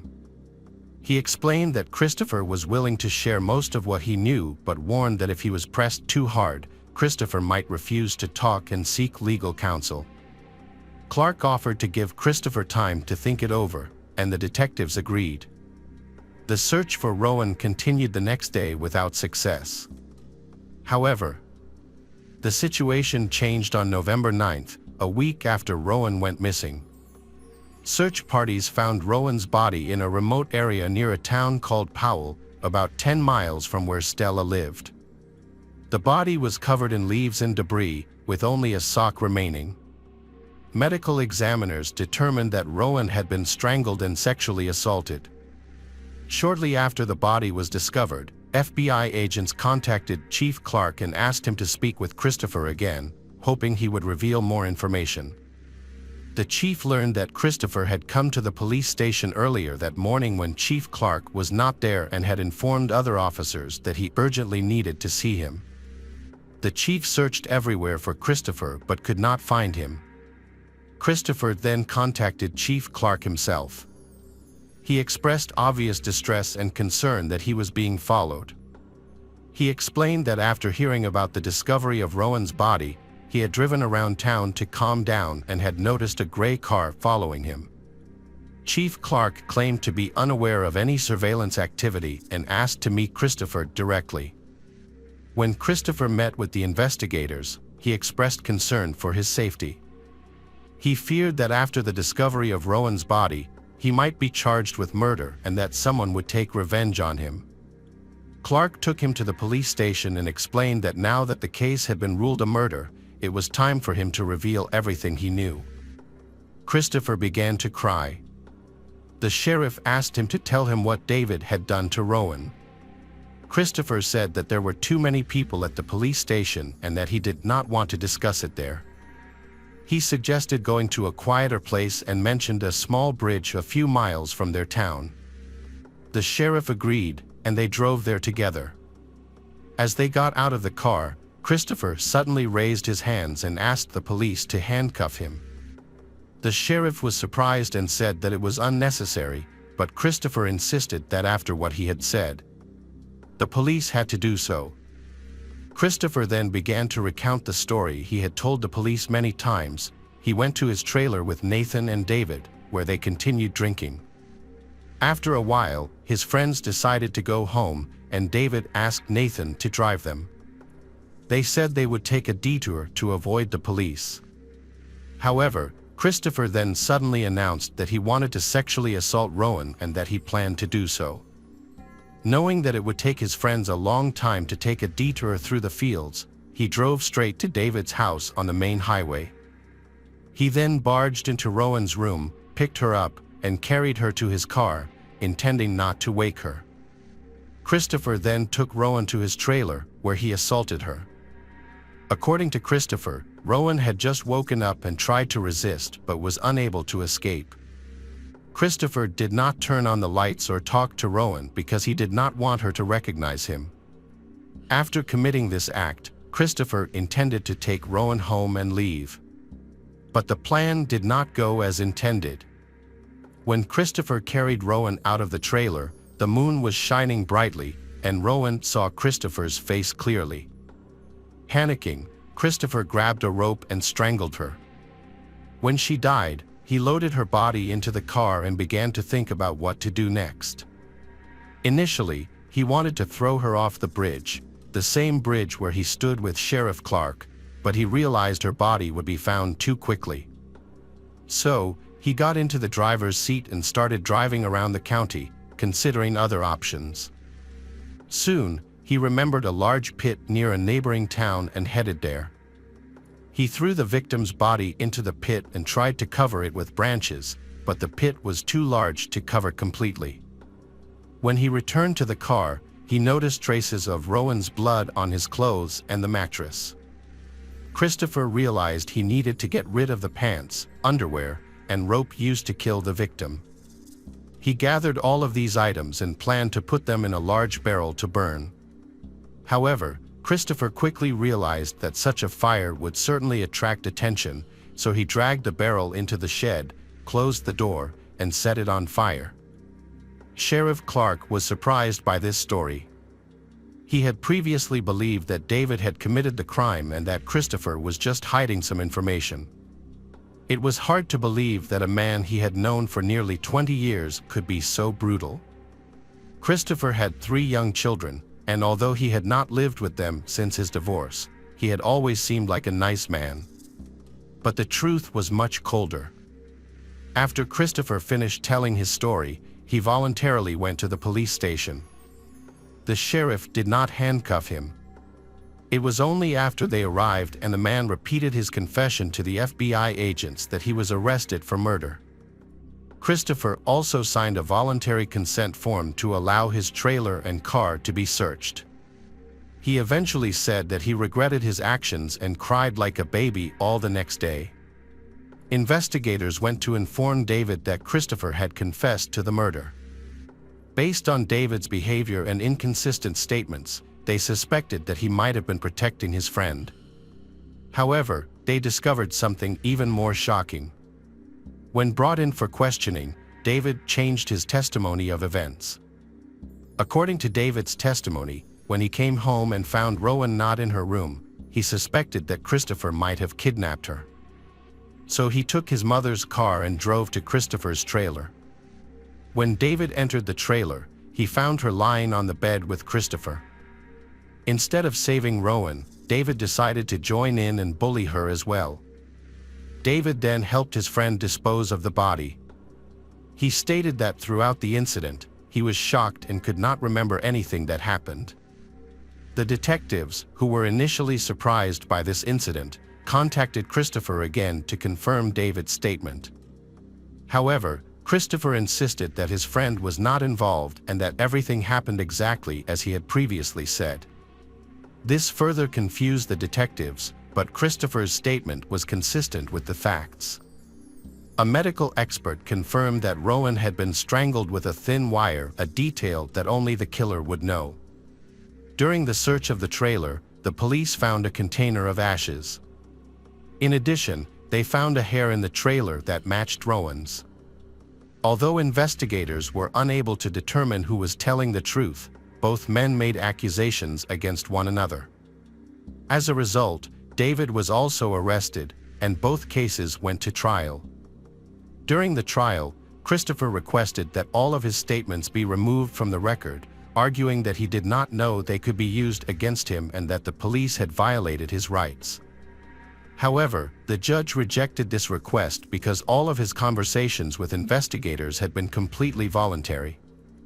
Christopher also tried to explain the difficult circumstances of his childhood. He had experienced many family changes since he was young, which had a significant impact on his development.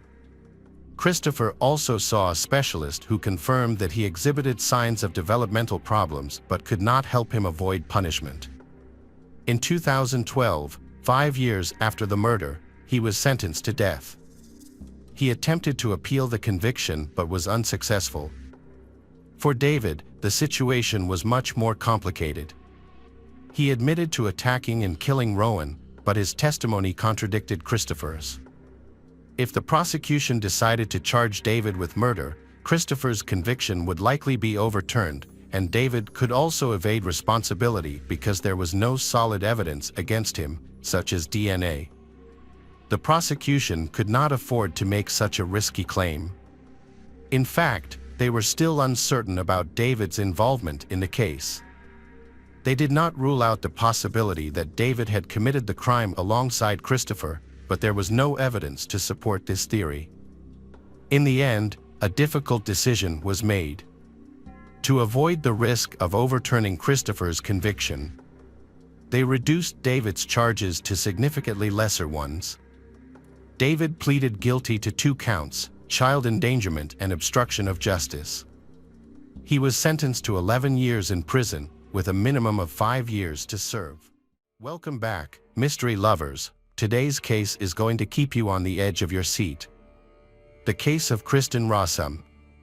Ralph and Constance Rossum were dedicated parents to their 3 children, prioritizing their kids' development and well-being above all else. Their children were educated from a young age, attended good schools, and they encouraging their children to explore their interests through a variety of extracurricular activities. However, their daughter Kristen struggled to cope with the pressure of living up to family expectations. Feeling overwhelmed and desperate to escape, Kristen began to rebel by lying, skipping school and finding ways to escape her temporary problems. At first, she felt more comfortable when she drank alcohol, but over time, the effects of alcohol stopped being effective for her. As a result, She turned to the controlled substance methamphetamine and eventually became dependent on it.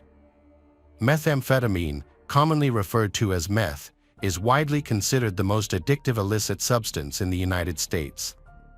Its use often leading to paranoia, impaired judgment, and euphoria. Kristen's parents noticed her erratic behavior and, in a conversation, discovered she'd been struggling with the substance since high school. Her entire family, who were highly educated, were shocked and deeply affected by this behavior. After months of conflict with her parents, 17-year-old Kristen secretly ran away. While vacationing in Mexico with friends, she met a tall, handsome man named Gregory DeVillers, who was 7 years her senior. Over time, they fell in love with each other. He helped her get settled and get her health back. With Gregory's support, she turned her life around by getting a job at the local forensic service as a toxicology assistant. Her skills impressed the employer and her addiction was forgotten. As a forensic assistant, Kristen graduated from college with honors. Her teachers and employers praised her and gave her the Best Student Award without knowing the reason why she loved her chosen profession. After 5 years of dating Gregory, they had their grand wedding on June 5, 1999. Kristen's parents loved Gregory dearly and were relieved that their daughter had overcome the pain of her past and was now on the path toward a bright and fulfilling future. In March 2000, Kristen was hired by the San Diego County Medical Examiner's Office as a toxicologist, specializing in analyzing body fluids for narcotics. Gregory was working in the biotechnology industry at the time. But Kristen soon grew tired of her dull and monotonous life, and she began to look for excitement elsewhere. She met a new co-worker, Michael Robertson, who had just been appointed as the department head. Although Michael was married, they unexpectedly developed strong feelings for each other. They couldn't keep their relationship a secret for long. Gregory discovered many love letters between his wife and Michael. The marriage relationship was getting worse, yet Gregory remained hopeful that it could be salvaged. Understanding his wife's weakness, he made an effort to support and rescue her from her difficulties, hoping to mend their relationship. This time Kristen did not want to be saved. She asked for a divorce on Monday morning, November 6, 2000. Kristen was getting ready for work as usual. Gregory was sick and at home. Kristen was very tired worrying about her husband. In the days after their breakup talk, he was indifferent and unusually calm. Kristen informed Gregory's workplace that he was sick, and then she also visited her husband during her lunch break. Gregory fell asleep at 9:22 p.m. That same day, Kristen called the emergency services to report that her husband Gregory was not breathing. He had most likely committed suicide as he was home alone. Kristen was crying on the phone and she lost her temper, so she did not listen to the dispatcher's instructions about performing an autopsy and performing first aid on her husband. Police and paramedics arrived at the scene at 10:19 p.m. Gregory was pronounced dead. He was lying on the bedroom floor with his torso exposed, surrounded by scattered rose petals. An examination of the room revealed evidence suggesting that Gregory taking a fatal amount of multiple prescription medications. Empty painkiller bottles were scattered around the room, and torn wedding photos were found on his bed. When questioned, Kristen said she told Gregory she wanted to separate the night before, just over a year after their wedding. She felt regret about the marriage, thinking they rushed into it too quickly. Kristen also found Gregory too controlling and she wanted more space. Gregory's death was initially ruled a suicide, caused by a powerful sedative. Kristen signed the cremation papers, but Gregory's family and friends were skeptical. They had noticed no changes in his personality or mood, and they believed he would never use those fatal drugs. The family's doubts led them to try to stop the cremation and request an autopsy. Their persistence eventually led investigators to consider the possibility that Gregory's death was not a suicide, but a murder.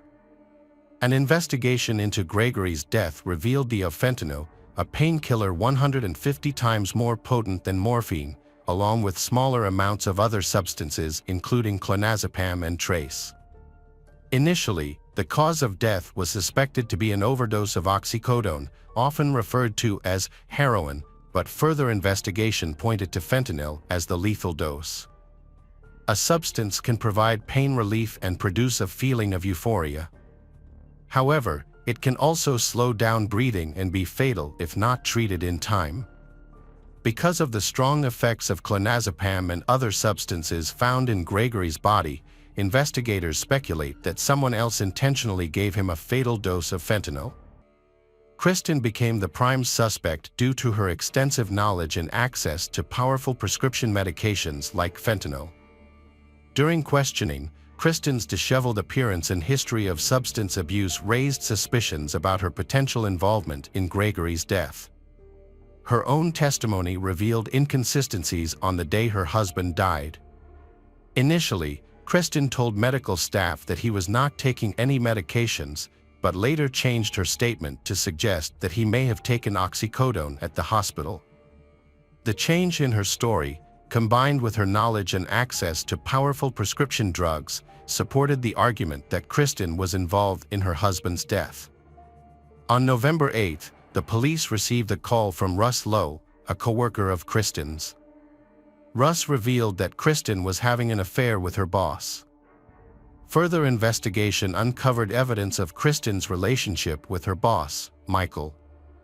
This evidence consisted of affectionate emails and computer documents. Notably, the documents also revealed Michael's knowledge of phenyl, a substance that later became significant in the murder case. Kristen and Michael's relationship became a key aspect of the investigation. It is suspected that Gregory became a threat to Michael and Kristen because he knew that Kristen had access to the laboratory and that she had secretly used narcotics. Michael covered for Kristen, supporting her actions. During the investigation, Michael admitted to being aware of Kristen's drug addiction at the time. Although no charges were filed against Michael and Kristen, but they were both fired for violating several rules. Kristen's troubles started in January when police searched her home for evidence of drug use. Initially, she was arrested but later released on bail. A new proof shed light on the investigation: Kristen's diary, uncovered during the initial examination. Kristen didn't write the diary for personal reflection, but rather as a way to present herself to others and maintain her innocence, while making her husband Gregory's death look like a perfect suicide. Notably, on the day of his death, Kristen bought a rose to pair with lingerie that suggested infidelity. A medical examination of Gregory's body revealed that he had been unconscious for at least 6 hours before his death. The estimated time of death was likely about an hour to an hour and a half before it was officially confirmed.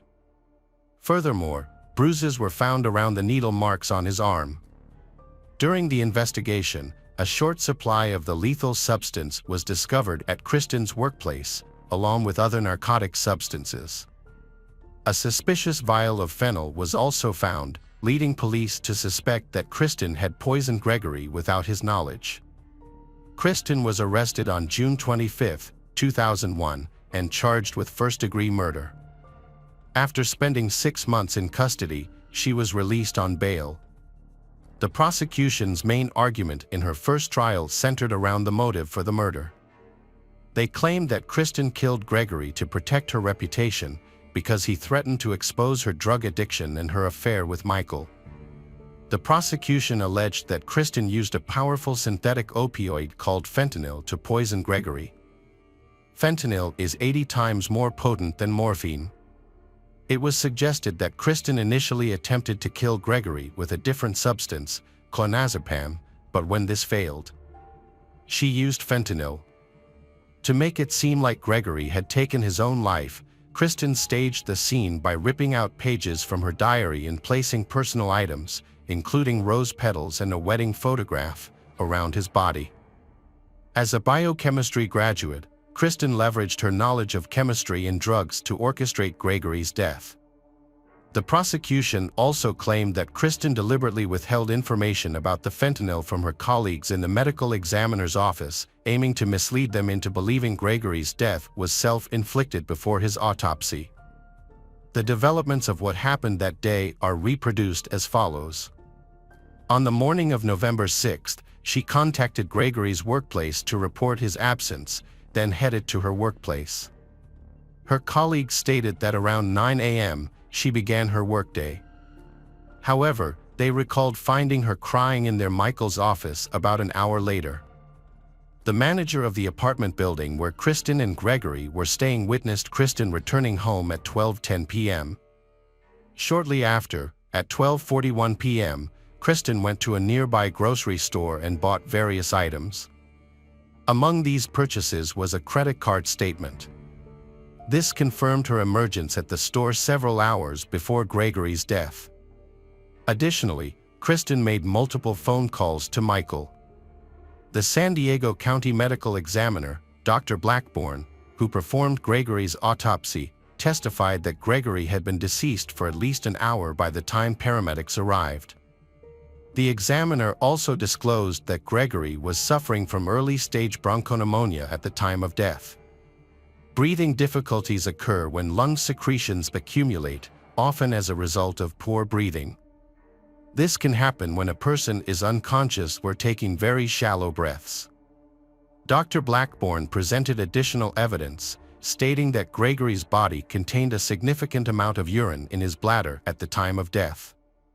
This accumulation would have caused severe discomfort if Gregory was conscious, suggesting he likely struggled to breathe for 6 to 12 hours before his death. Furthermore, Dr. Blackburn found it unlikely that Gregory, in an unconscious state, could have scattered rose petals on himself. During the trial, Dr. Blackburn also testified that the level of clonazepam in Gregory's blood was not high enough to be considered an overdose, and therefore would not have been the cause of death. Dr. Theodore Stanley, testifying for the prosecution, stated that fentanyl, a powerful and fast-acting painkiller, can have severe side effects leading to respiratory arrest. The onset of its effects varies, based on the administration method. The fastest method of maximal effect is intravenous administration, which occurs within about 5 minutes. Intramuscular injection results in maximum effect within 15 to 20 minutes. This is followed by oral administration, with maximum effect within 20 to 30 minutes. The slowest method of maximal effect is the transdermal patch, which takes about 16 hours. Dr. Theodore testified before the court that fentanyl is typically not taken orally because the liver breaks down approximately 65% of the substance. As a result, only 35% of fentanyl is able to enter the bloodstream. However, when questioned about how fentanyl was detected in Gregory's body, neither Dr. Blackburn nor Dr. Theodore was able to provide a clear explanation. Dr. Theodore found that the amounts of fentanyl in Gregory's body, combined with the fact that Gregory had been unconscious and breathing shallowly for hours before his death, suggested that the fentanyl may have been given to Gregory by someone else. During the trial, the prosecution had difficulty explaining to the jury exactly how Kristen poisoned her husband. However, there was evidence that she may have applied a fentanyl patch to Gregory's arm while he was sleeping. Kristen's former workplace provided a crucial piece of evidence, as 15 fentanyl patches were discovered missing from the lab. While Kristen maintained her innocence, her defense team accepted that fentanyl was the cause of Gregory's death, but they suggested an alternative explanation. According to the defense, Gregory intentionally gave himself a fatal dose due to feelings of desperation about family problems. In court, Kristen recounted her of events on the morning of November 6th. She recalled waking up to find Gregory in a state of distress. Gregory called his employer at 7:42 a.m. to report his illness and informed them that he would not be going to work. Kristen claimed she left for work, but returned to their apartment during her lunch break to check on Gregory. When she asked him why he was so upset, Gregory replied that he was feeling unwell due to taking oxycodone and clonazepam and planned to stay home and rest. Kristen returned to work after that and came home around 8 p.m. Upon arrival, she found Gregory in bed and assumed he was asleep. She went to take a shower, and when came out, she tried to wake him, but when she touched him she felt cold. Kristen then immediately called emergency services. During questioning, the prosecutor questioned the validity of Kristen's explanation. She admitted to lying in the past and lying about her drug use, which made her testimony seem suspect. Autopsy and toxicology results showed that Gregory had been unconscious for approximately 6 to 8 hours before his death, contradicting Kristen's initial claim that they had lunch together that day. The defense argued that the concentration of clonazepam in Gregory's blood was not fatal on its own. However, they acknowledged that the combined effects of oxycodone, an opiate, and clonazepam, a benzodiazepine, could be more potent than the effects of either substance alone. They suggested that Gregory may have accidentally taken the drugs, but they could not explain why the high concentration of fentanyl was found in his body, which remains unexplained. After 8 hours of deliberation, the jury found Kristen guilty of first-degree murder and special circumstance murder due to poisoning. She was sentenced to life in prison without parole. Kristen claimed innocence and appealed the verdict in the appellate court, where a critical mistake by her own defense team was discovered. Her lawyers had admitted that fentanyl caused the death but failed to test the autopsy samples for fentanyl metabolites. This important test will help determine whether Gregory ingested fentanyl and whether the fentanyl in his body was due to contamination from laboratory testing rather than what he actually ate in. If fentanyl was only detected in the samples and not in Gregory's body, the prosecution's theory that fentanyl caused his death would be incorrect. The appeal also revealed a chain of custody violation regarding the samples. Although the samples were marked and placed in a cardboard box, the containers were not sealed. They were left at the medical examiner's office for approximately 36 hours before being shipped to the sheriff's forensic lab due to the recipient's absence. During this time, the samples were potentially accessible to anyone with a key to the medical examiner's office building, raising concerns that someone may have contaminated the samples. Kristen's appeal contends that any individual with a motive to falsify evidence could have added the substance to the sample. A panel of judges from the 9th U.S. Circuit Court of Appeals reviewed Kristen's case and concluded that her lawyers had made a serious error. The prosecution claimed Gregory died of a fentanyl overdose. Kristen's lawyers, however, did not contest that claim. Instead, they accepted the fentanyl overdose explanation. The judges did not overturn the verdict but sent the case back to the lower court to decide whether the defense's error could have changed the outcome of the trial. The U.S. Supreme Court has issued a ruling stating that federal courts must respect the decisions made by state courts in similar cases. This ruling impacts Kristen's case, as the court has voted against a hearing and her appeal was denied, leaving her in custody. Kristen's trial was not the only part of the case. She had a co-defendant named Michael. Although he was not in the U.S. for the trial, he is still a part of the case and risks being arrested if he returns. However, he may be eligible for a $100,000 bail. Michael has been living in Australia, where he works as a forensic toxicologist. Kristen Rossum was arrested in 2003 and received a life sentence without parole. Gregory's family is now suing the county for allowing Kristen to steal a lethal dose of the same drug without detection, and they blame the county's negligence for her crime. Hello friends, welcome to our channel. Today we're going to take a look at another horrible case with you. The case of Lynette White.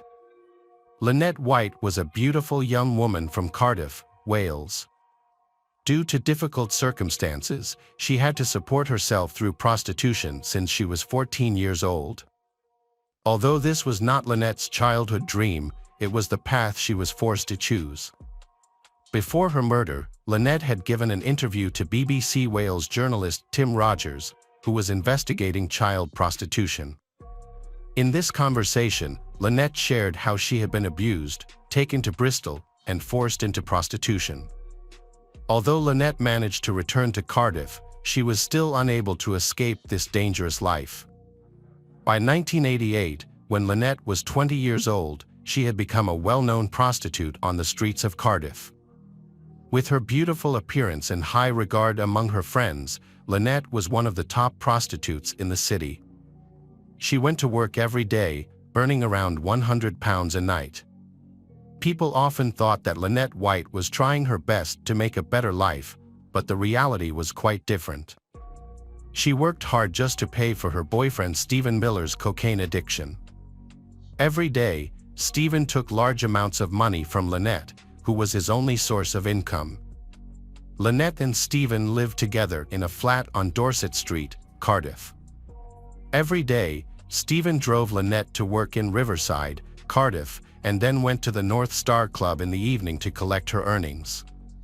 Lynette's life took a new turn when Leanne, a friend of Lynette's, lent her the keys to a flat. The purpose of this was for Lynette to take clients there for sex. On the evening of February 14, 1988, Leanne went to the flat as she presumably wanted to use it. However, when she got there, Leanne found the door locked, which was quite unusual.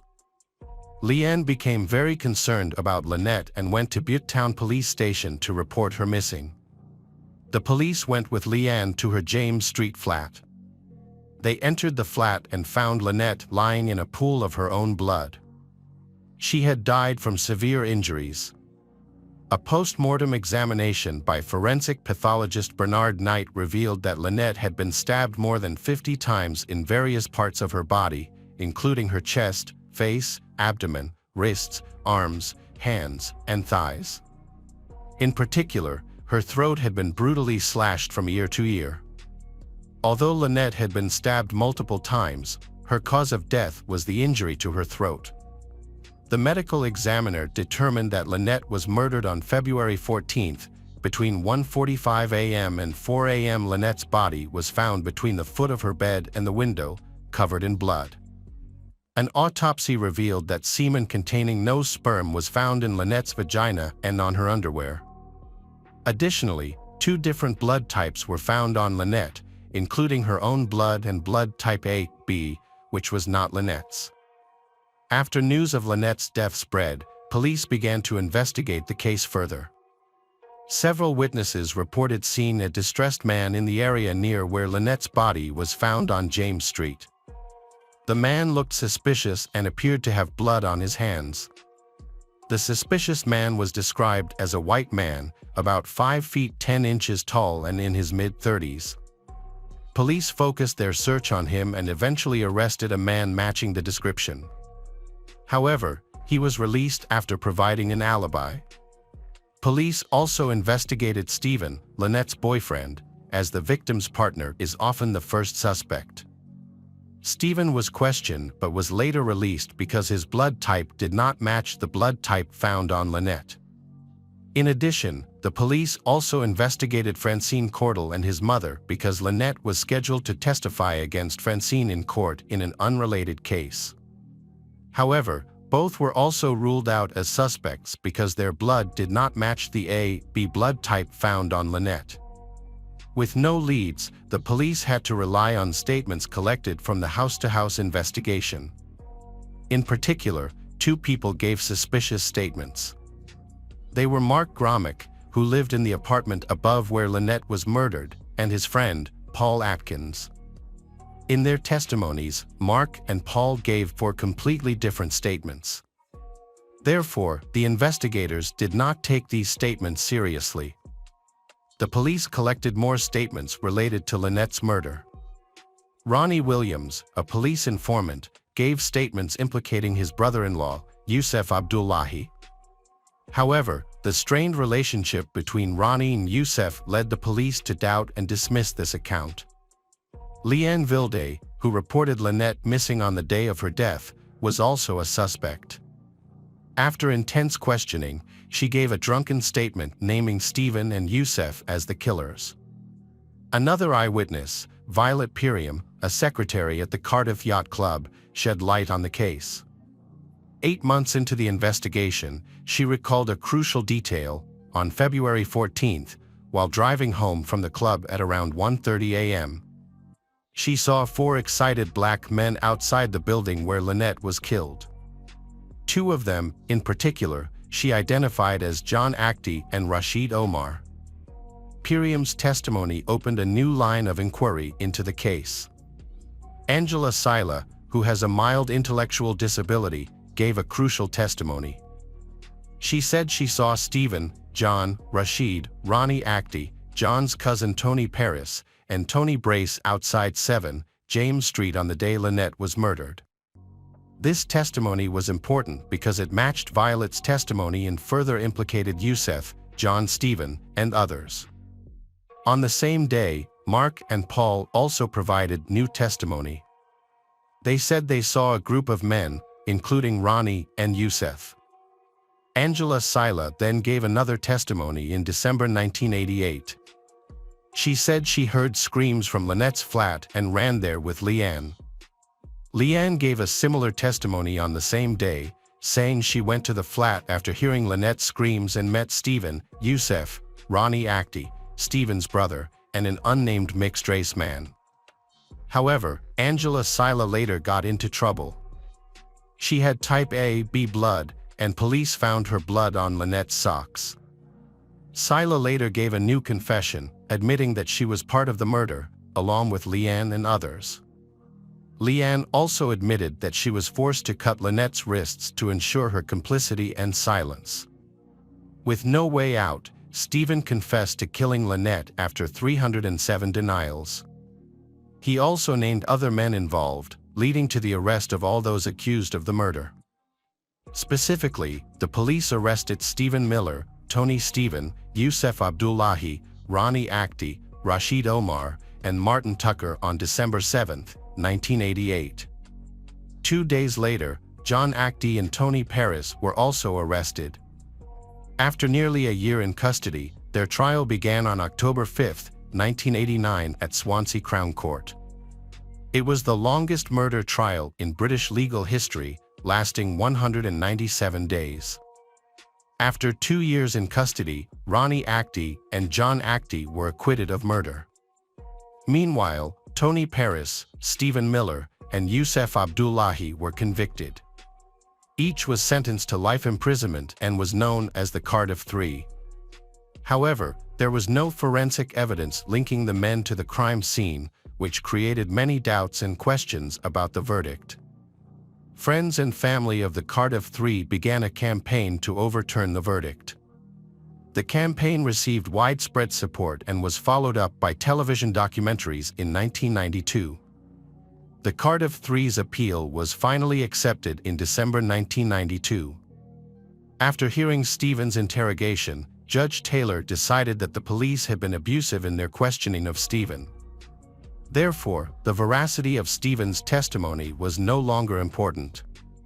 In the end, the Cardiff Three were acquitted. Their conviction was deemed unsafe and insufficiently supported. However, if the Cardiff Three were not the real criminals, then the real criminal is still at large. This raises the question, who killed Lynette White? 8 years later, the case was reopened. This time, Professor Dave Barkley and Police Chief Kevin O'Neill were assigned to investigate. The case led the police back to the crime scene, where the incident had occurred 12 years earlier.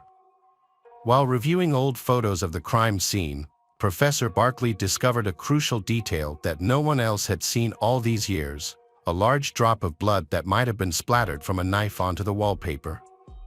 When the crime occurred in 1988, the police had collected several pieces of wallpaper from the apartment as evidence.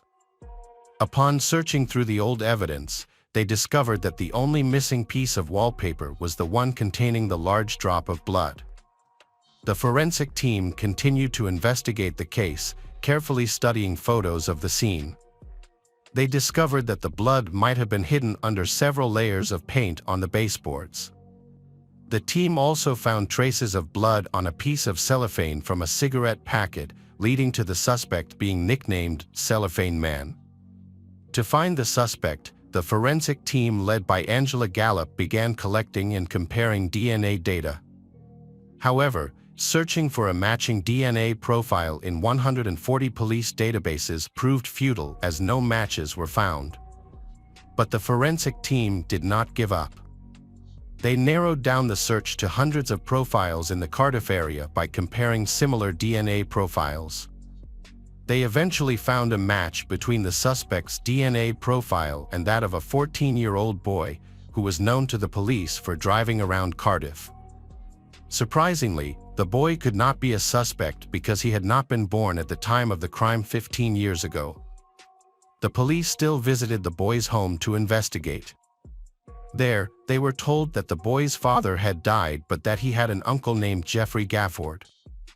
On February 26, 2003, detectives went to Jeffrey's home in the village of Hanharan, 15 miles west of Cardiff. However, Jeffrey's house was empty at the time. The next morning, police went to his workplace in an office building in Cardiff city centre. When they explained the purpose of their visit, Jeffrey said, "I think you've got someone for the job." Jeffrey was then asked to provide a mouth swab, which he agreed to do. The police immediately analyzed the swab and identified a clue that would lead to the murderer. The next morning, Superintendent Kevin O'Neill wanted to get things right so there would be no more mistakes. He assigned a team to watch Jeffrey before he began interviewing him. Chief O'Neill had planned to monitor Jeffrey for a week, but on February 28, 2003, Jeffrey attempted suicide. When the surveillance team caught him in a garage, where he had bought 3 packets of paracetamol, the police immediately took action. When the police arrived at Jeffrey's home, he had taken approximately 62 paracetamol tablets, a significant amount of painkillers. Despite this, Jeffrey tried to hide his actions. When questioned, he made a horrifying confession: "I killed Lynette White. I've been waiting for this for 15 years. I think I deserve this sentence. I really hope to die." Jeffrey was then taken to the hospital, where he once again confessed to the murder he had committed 15 years earlier. Initially refusing treatment, Jeffrey prepared himself to accept death. But he eventually agreed to take the antidote and recovered within a few days. On July 4, 2003, Jeffrey pleaded guilty to the murder of Lynette White in court. Judge Royce sentenced Jeffrey to life imprisonment with a minimum of 12 years and 8 months. Jeffrey's lawyer later revealed that Jeffrey had killed Lynette for over 30 pounds and had sexually assaulted her body. In February 2007, Paul Atkins, Angela Sila, Leanne Vilde, and Mark Gromick were charged with perjury. By December 2008, 3 of them, Angela Sila, Leanne Vilde, and Mark Gromick, were convicted and each sentenced to 18 months in prison. However, Paul Atkins was acquitted because it was believed he had been bullied, threatened, abused, and manipulated into making false statements. In March 2009, it was announced that the prosecution had enough evidence to charge the officers involved in the original investigation for conspiracy to pervert the course of justice. However, in 2011, the trial was dropped due to a lack of evidence. In 2015, 8 of the accused officers brought a civil suit in the High Court against the police force, suing for malicious prosecution, unlawful detention, and wrongful conduct. However, in late 2015, the judge in the civil case dismissed their case. 5 of the wrongfully accused men were awarded compensation after their release. Stephen Miller was paid £571,000, John Actie received £300,000, while Tony Paris was awarded £250,000. 2 other men, Ron Actie and Yusuf Abdullahi, have since died. Ronnie Actie died in 2007 after struggling to come to terms with what had happened to him. Yusuf Abdullahi died in 2011 from cancer after battling post-traumatic stress disorder. Hey detectives. Welcome back. We've got another mysterious case to explore. The case of Valentina Tres Palacios. Valentina Tres Palacios was born on December 16, 2001, in Bogota, Colombia. She is currently studying international business and commerce, but her true passion is music. Since childhood, she has loved music and pursued this passion by studying and becoming a professional DJ. After receiving her DJ certificate, Valentina started her career in Colombia and quickly made a name for herself due to her talent and exceptional musicality. Throughout her career, she has made many friends from different countries. Valentina has had the opportunity to travel to many countries to perform and showcase her talent. She has performed with famous musicians and has toured more than 20 cities in her country. She has also participated in important international events, including festivals in Colombia, Chile, Mexico, Brazil, and Peru. With her talent and musicality, Valentina has been recognized as having a bright future ahead. She is loved and sought after across the country and regularly performs at top nightclubs. Valentina is a cheerful young woman who is always smiling and loves to party. She also maintains social media accounts where she shares her performances and updates her followers on her daily life.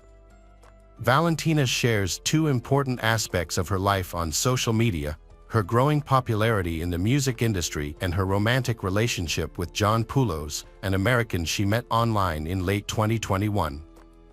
As their relationship progressed, their communication improved significantly. Initially, Valentina was not looking for a serious relationship, but she eventually became attracted to John, and their relationship turned into a romance.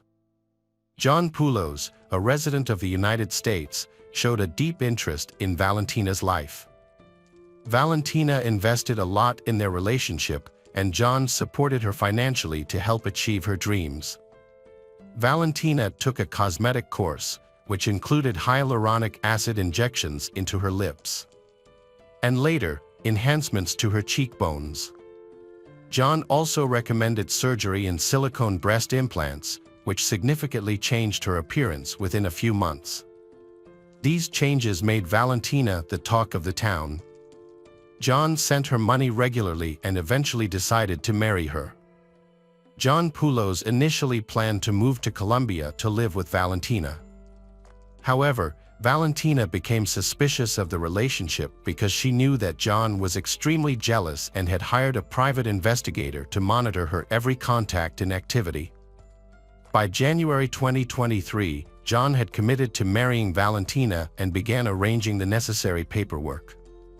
He had also rented an apartment in the northern part of Bogota, where he planned to spend weekends with Valentina until they found a permanent place to live.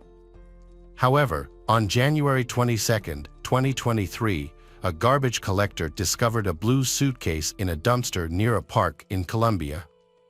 The suitcase was taped shut and surrounded by several trash bags. When the worker opened the suitcase, they discovered the body of a woman whose head was clearly visible inside. The worker was so frightened by the discovery that he drove several blocks away before calling the police. The Capitol Police Department quickly dispatched a team to investigate the incident. The officers who arrived at the scene witnessed a horrific sight. The victim's body was found in a suitcase.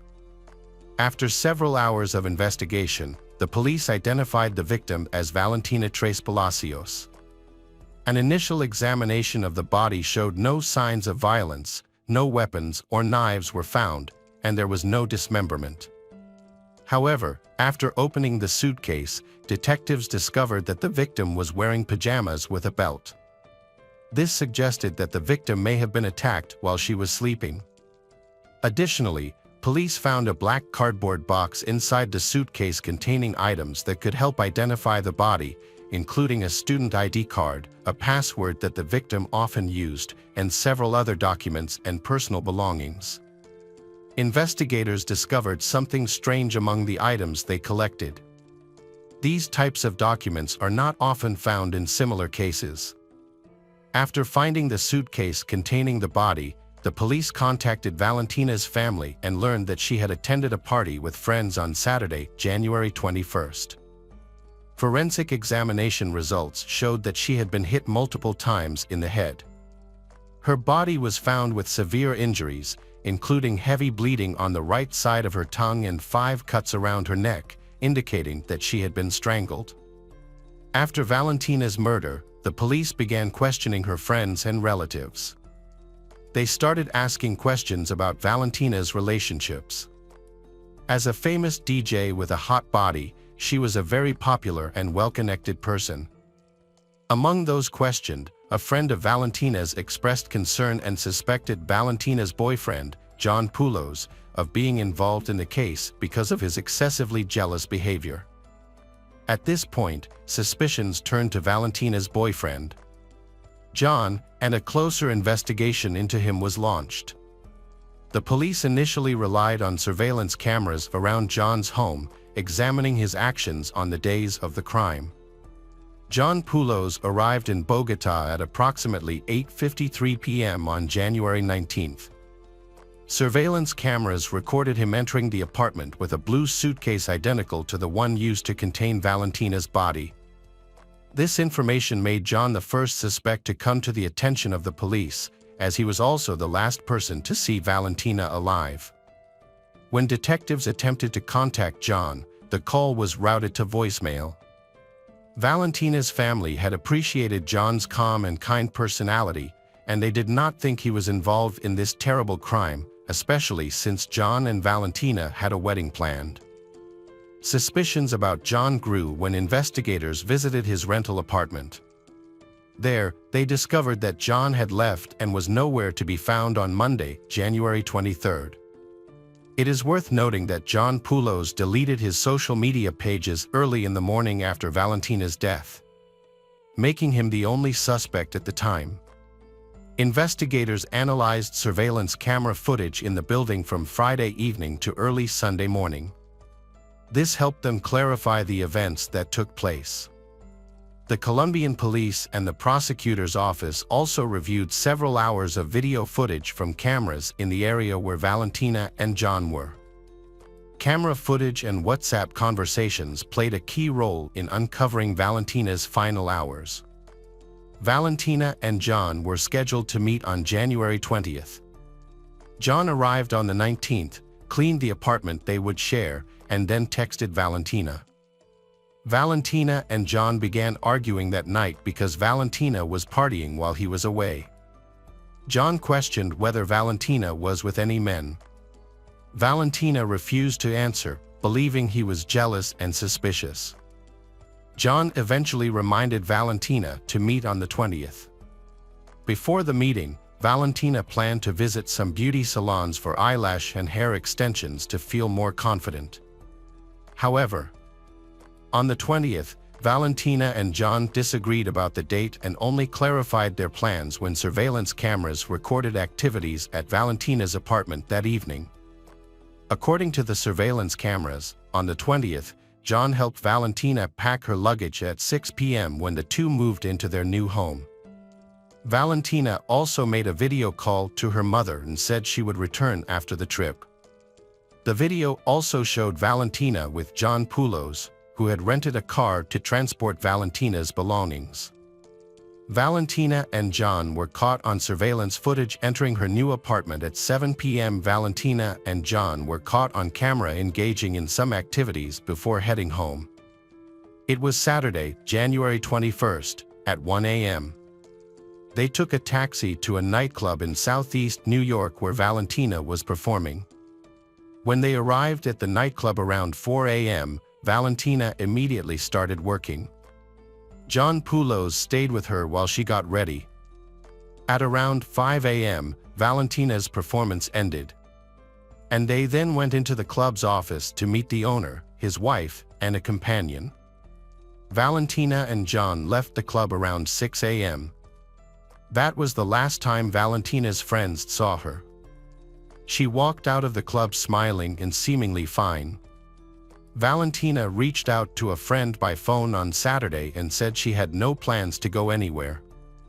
She planned to stay home with John and perhaps go out to dinner or cook together. Valentina's last conversation with her friend was via video at 9 p.m. Valentina's mother, Laura Hidalgo, said her 13-year-old son was the last person to talk to Valentina via video. Valentina was lying in bed with John, and they appeared happy. The family has no further information about their situation. On January 21st, at 10:43 p.m., surveillance cameras in the building recorded Valentina and John.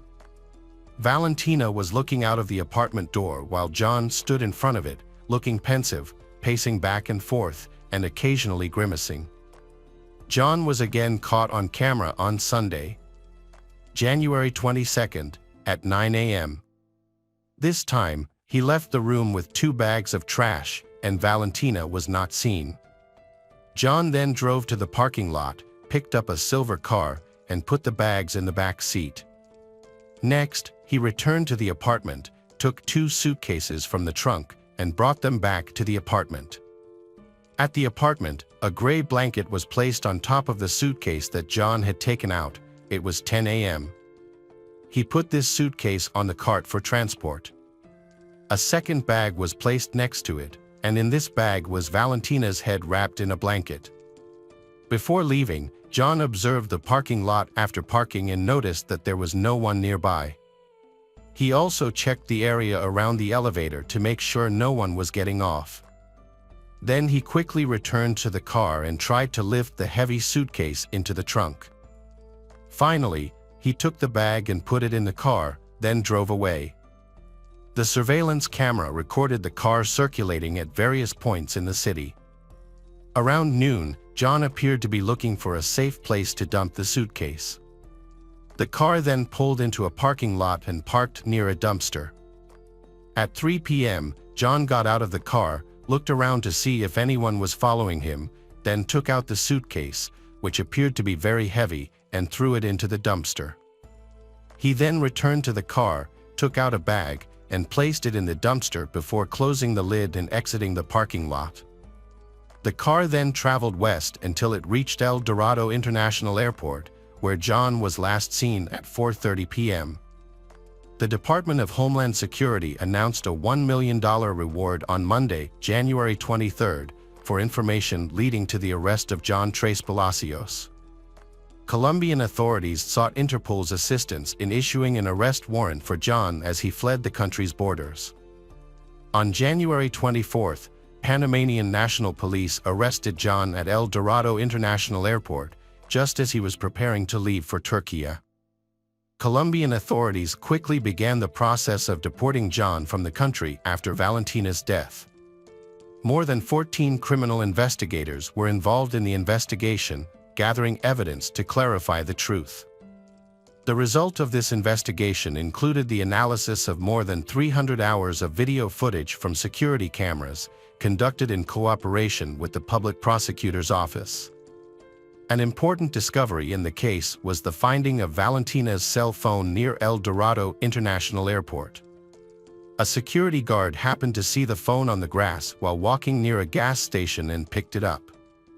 After realizing that the phone did not have a SIM card, he took it home with the intention of selling it, not knowing it belonged to Valentina.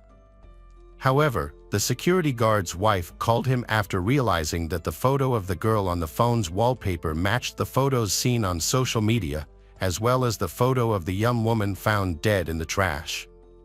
Unfortunately, the phone was put up for sale and repackaged because someone wanted to buy it. After leaving the nightclub, John and Valentina's driver gave his statement. The driver had been assigned to take Valentina and John to a nightclub in the south of the city. When John stopped for a moment, Valentina got into the car and shouted that she had written something. When the driver looked at her, Valentina seemed uncertain, and the driver checked his phone.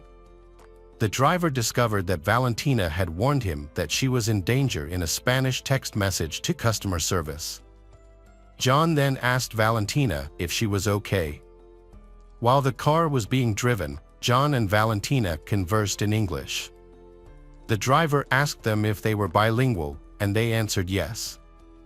When they left around 4 a.m. that same day, the driver went to the nightclub with the couple.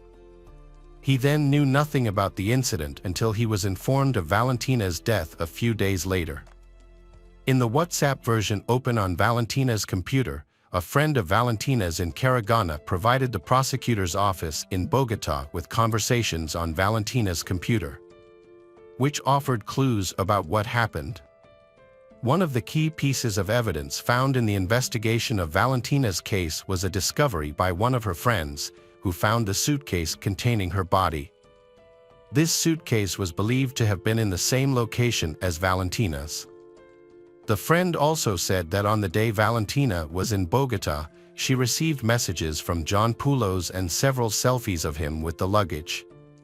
The suitcase John was carrying was very similar to the one investigators found in the case, though the color was indistinguishable.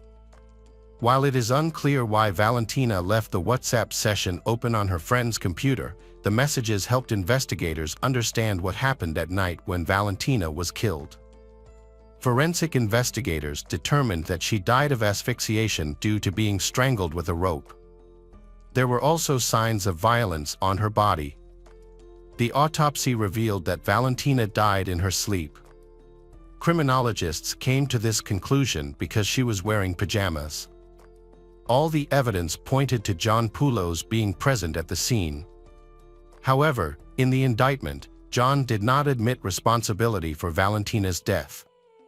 He argued that his arrest in Panama was illegal because he did not have a lawyer to assist him. John was not proficient enough in Spanish, and a translator was not present during the 5-hour hearing. John was charged with involvement in Valentina's death and deleted his social media accounts. John Poulos was born on May 19, 1987, in Wisconsin, USA. He is married and has 3 children. However, he also has a criminal record related to violence against women, including a restraining order from his ex-wife. One of the women who had a relationship with John Poulos revealed that he frequently visited pornographic websites, spending up to 5 to 6 hours a day on them. She also commented that John often exhibited strange behavior, such as fantasizing in telling ghost stories. Another model who interacted with John Poulos on social media said that she knew him as being from Texas, USA. She stopped contacting him after he made a strange comment, including the words jealous and death. Specifically, John asked her, "If I was at a bar, would you be willing to talk to me?" When the woman refused, John replied, "There's a chance one of us will die of jealousy." The woman also said that although John donated money to her, she never chatted with him via video because his communication style was often erratic.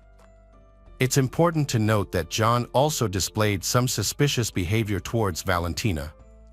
He contacted Valentina on social media and began sending her money persistently and consistently.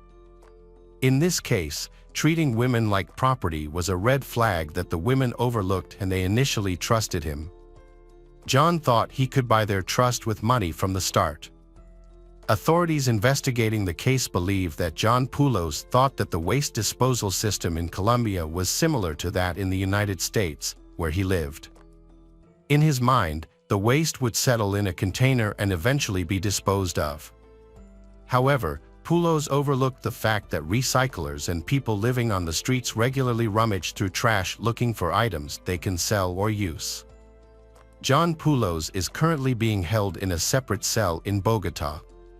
The next step is to prove that all the evidence links him to the crime and to find the real motive behind this horrific murder in Colombia. The criminal code stipulates a prison sentence of up to 50 years for the crime John was charged with. John Poulos was subsequently sentenced to 42 years and 8 months in prison, was banned from approaching or attempting to contact the Tres Palacios family for 20 years, and was ordered to be deported from Colombia after serving his sentence.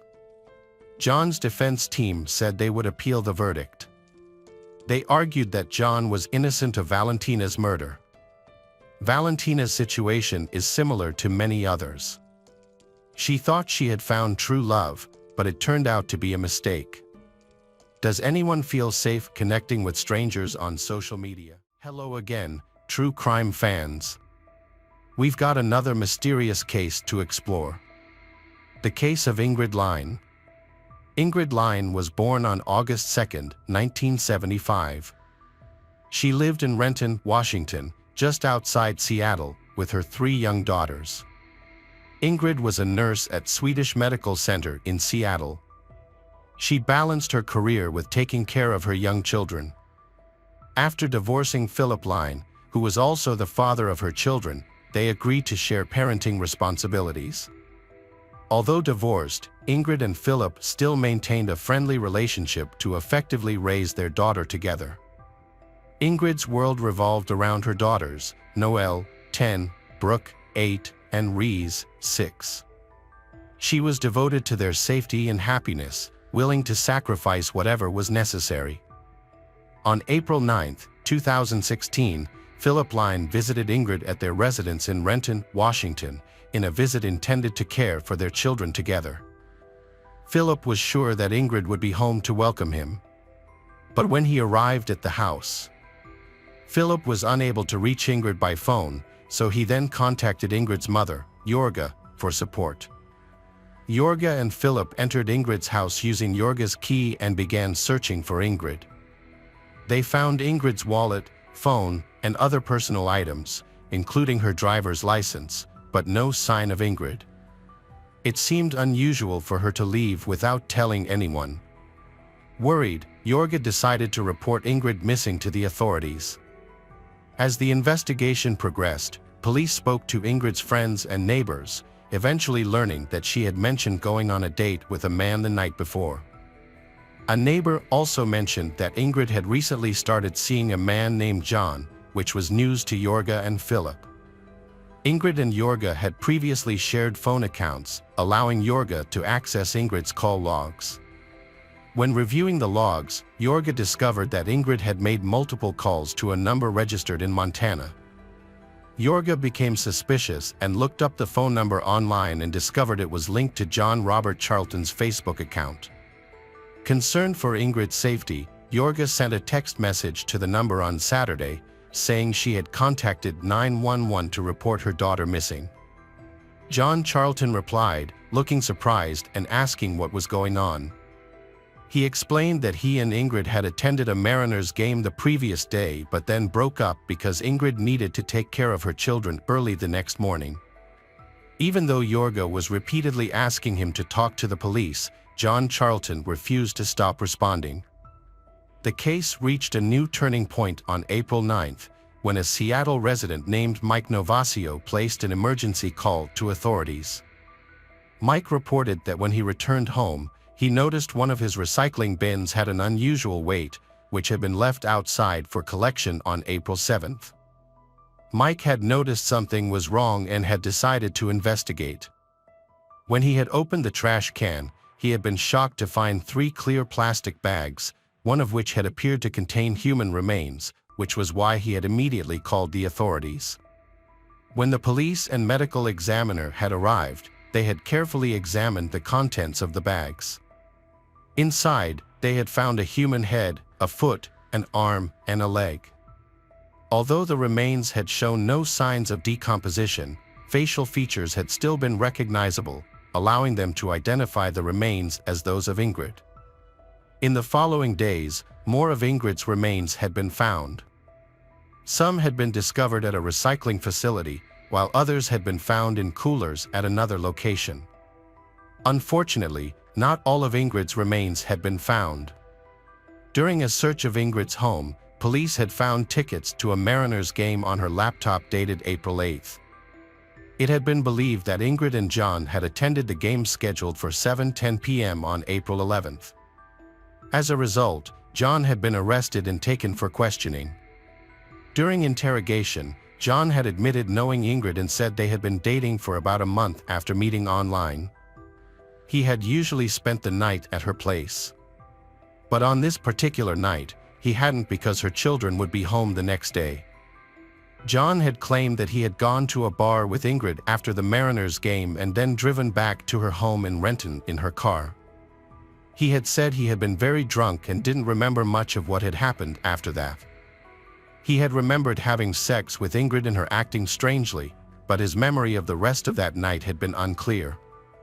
When asked what he had done afterward, John had said he wasn't sure, but he had thought he might have slept on a sidewalk in downtown Seattle and woken up there the next morning. He guessed that Ingrid had dropped him off downtown before leaving. John had told authorities he was struggling with alcoholism and had no fixed residence. A physical examination had been conducted and John's injuries had been documented with photographs. He had had scratches on his left hand and forehead, cuts on his mouth and chin, and scratches on his chest. His ex-girlfriend had said she had seen him on April 9th and had noticed his lip was swollen and injured.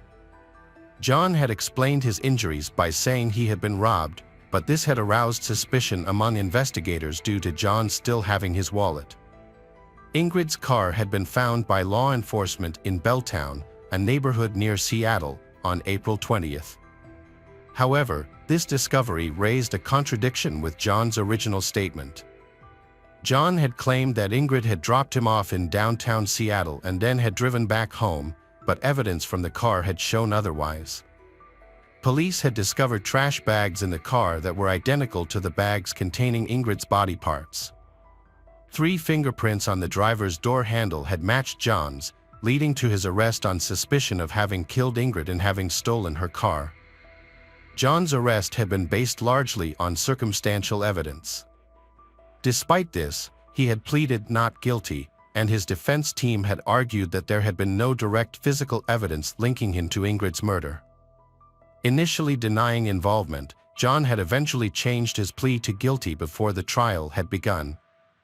During court proceedings, the prosecution had alleged that John had strangled Ingrid at her home and then had used a pruning saw to dismember her body in the bathtub. John had allegedly dumped Ingrid's body in multiple locations in Seattle. At her residence, police had found a nearly empty package of plastic bags identical to those containing her body. In the bathroom, authorities had discovered a 15-inch pruning saw, suspected to have been the tool used to dismember her body. They had also found human remains underneath the bathtub during their investigation. John had been sentenced to just over 27 years in prison, the maximum sentence allowed under state sentencing discretion. However, Judge Julie Spector had wanted to impose a life sentence because John's actions had been too serious. When given the opportunity to speak, John had apologized to the court and Ingrid's family, and had said that he truly regretted his evil and cruel behavior. John had had a long history of run-ins with the law, including convictions for serious crimes such as aggravated robbery, felony theft, and assault. He had also been arrested for theft. However, it had been his behavior at home that had worried his parents the most. In 2006, John's parents had felt threatened by their son's actions and had obtained a temporary protective order against him. According to court records, John had been struggling with the pressures of life and had been experiencing psychological instability. On March 2, 2006, he had been drunk and aggressive, trying to fight with his parents at his home. His behavior, not only in words but also in actions, had posed a threat to their safety. John's parents had been concerned about his possible cocaine use and his tendency to hold grudges for years. They had also noticed that when he had been drunk or on drugs, he had become scary, making them fear for their safety. One incident that stands out is when John had forced his mother to watch the movie Hannibal and had warned her to watch this and be careful. This behavior had been disturbing and had added to their concerns. Despite initial concerns, John's parents had eventually asked that the protective order be withdrawn. Following Ingrid's murder, the grief experienced by her family and friends had been immense, reflecting the loss of a caring mother, daughter, and friend. In the wake of Ingrid's tragic death, the community had come together to support her family, demonstrating strength through adversity. Ingrid's memory would continue to live on in the hearts of those who had known and loved her. Her story served as a reminder to prioritize safety and caution when meeting people online. Hello friends, welcome to our channel. Today we're going to take a look at another horrible case with you. The case of Donald Harvey. Donald Harvey was born on April 15, 1952, in Hamilton, Ohio, to Ray and Goldie Donald. He was the oldest of 3 children and was affectionately known as Donnie by his parents. Following his birth, the family relocated to Boonville, Kentucky, a small community in the Appalachian Mountains. Despite struggling with poverty, they was loving and nurturing to their children. However, their marriage began to deteriorate due to their economic struggles. As a child, Donald was quiet and mostly kept to himself, showing no apparent signs of abnormality. However, he suffered a traumatic past, being sexually abused and assaulted by at least 3 men. The perpetrators included his uncle on his mother's side, who molested him during visits to his grandmother's home, and an older neighbor who offered him money for sexual favors. Additionally, at the age of 18, Donald claimed to have been sexually assaulted by his roommate, Randy White. While a traumatic past can contribute to the development of psychological issues, Donald was often perceived as a loner in school. He preferred to focus on his studies and rarely participated in extracurricular activities, opting to read instead. Although this helped him earn good grades, it also led to teasing and the label of teacher's pet. After graduating from Sturgeon Elementary School, Donald enrolled in Boonville High School in 1968. Despite his good academic record, he soon found himself bored with the daily routine and decided to drop out. However, he eventually earned his diploma through a correspondence school in Chicago and received his general education development at the age of 16. With no clear future plans, Donald struggled to figure out his life's direction. He eventually moved to Cincinnati, Ohio, where he landed a job at a local factory. However, when the factory closed down in 1970, Donald lost his job and was left uncertain about his future. Around that time, his mother called and asked him to visit his ailing grandfather, who was in Marymount Hospital in London, Kentucky. Donald agreed to the visit.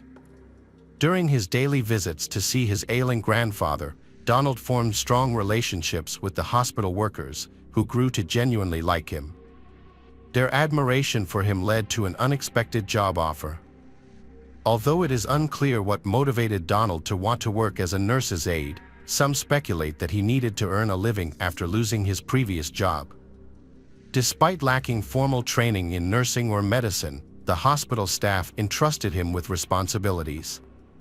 Donald's job at the hospital involved caring for patients on his own, including tasks like changing bedpans, inserting catheters, and giving medications. Despite the challenges, Donald's early weeks at the hospital passed without incident. However, on the evening of May 31, 1970, Donald was attending to 88-year-old stroke patient Logan Evans in a private room. Suddenly, Evans rubbed his own feces on Donald's face. While it's likely Evans wasn't fully aware of his actions due to the effects of his stroke, the incident triggered something within Donald, leading him to completely lose control. Without realizing what he was doing, Donald suffocated Evans with a blue plastic bag and a pillow until the patient was motionless. He then checked Evans' pulse with a stethoscope to confirm his death. Following the killing, Donald disposed of the plastic bag, cleaned Evans' body, dressed him in a fresh gown, and showered him before notifying the nurses about the patient's passing. After the first incident, no one suspected anything out of the ordinary. Donald went to cover the patient with a sheet, but instead, he used his hand to smother him to death. It was surprising that he was able to do this without anyone noticing, especially since he used a pillow to kill him. The next day, Donald was assigned to care for another elderly patient, 69-year-old James Tyree. He made a critical mistake by using the wrong size catheter on him. When James realized what was happening, he yelled at Donald to remove it. Donald used his hand to restrain him, which caused him to vomit blood and eventually die from an air embolism. Once again, no one suspected foul play. With no one suspecting him of any wrongdoing after his first 2 murders, he became more confident and careless. Just 3 weeks after the first murder, Donald deliberately cut off the oxygen tank of 42-year-old patient Elizabeth Wyatt. He later claimed that he had ended her suffering, as she had expressed a desire to die. A nurse found Elizabeth dead 4 hours later, but no one questioned Donald about her death. Over the next 10 months, he took advantage of the lack of suspicion and killed 15 more patients under his care. He saw this as an opportunity to indulge his darker impulses, and he continued to kill without being detected. Donald's methods of murder varied widely, driven by a desire for pleasure or experimentation. He would often use smothering, sabotage oxygen tanks, inject lethal drugs, or overdose patients with medication. When angered, his methods became even more brutal. On one occasion, he inserted a coat hanger through a patient's catheter after an argument, puncturing the patient's bladder and bowel, which led to infection and death a few days later. Despite the brutality of his actions, Donald considered himself a mercy killer, the self-proclaimed angel of death who was playing God with vulnerable patients. He cloaked his horrific deeds in a mask of kindness, believing that his actions were somehow merciful. On March 31, 1971, the day he was arrested for burglary while drunk, Donald's life took a turn. In his incoherent confession, he revealed his dark secret to the police, but no one took him seriously. As a result, he faced only charges of petty theft and paid a fine instead of serving prison time. This close call prompted Donald to attempt to turn his life around. For a few months, he tried to regain stability and eventually landed a part-time job as a nurse's aide at Cardinal Hill Hospital in Lexington.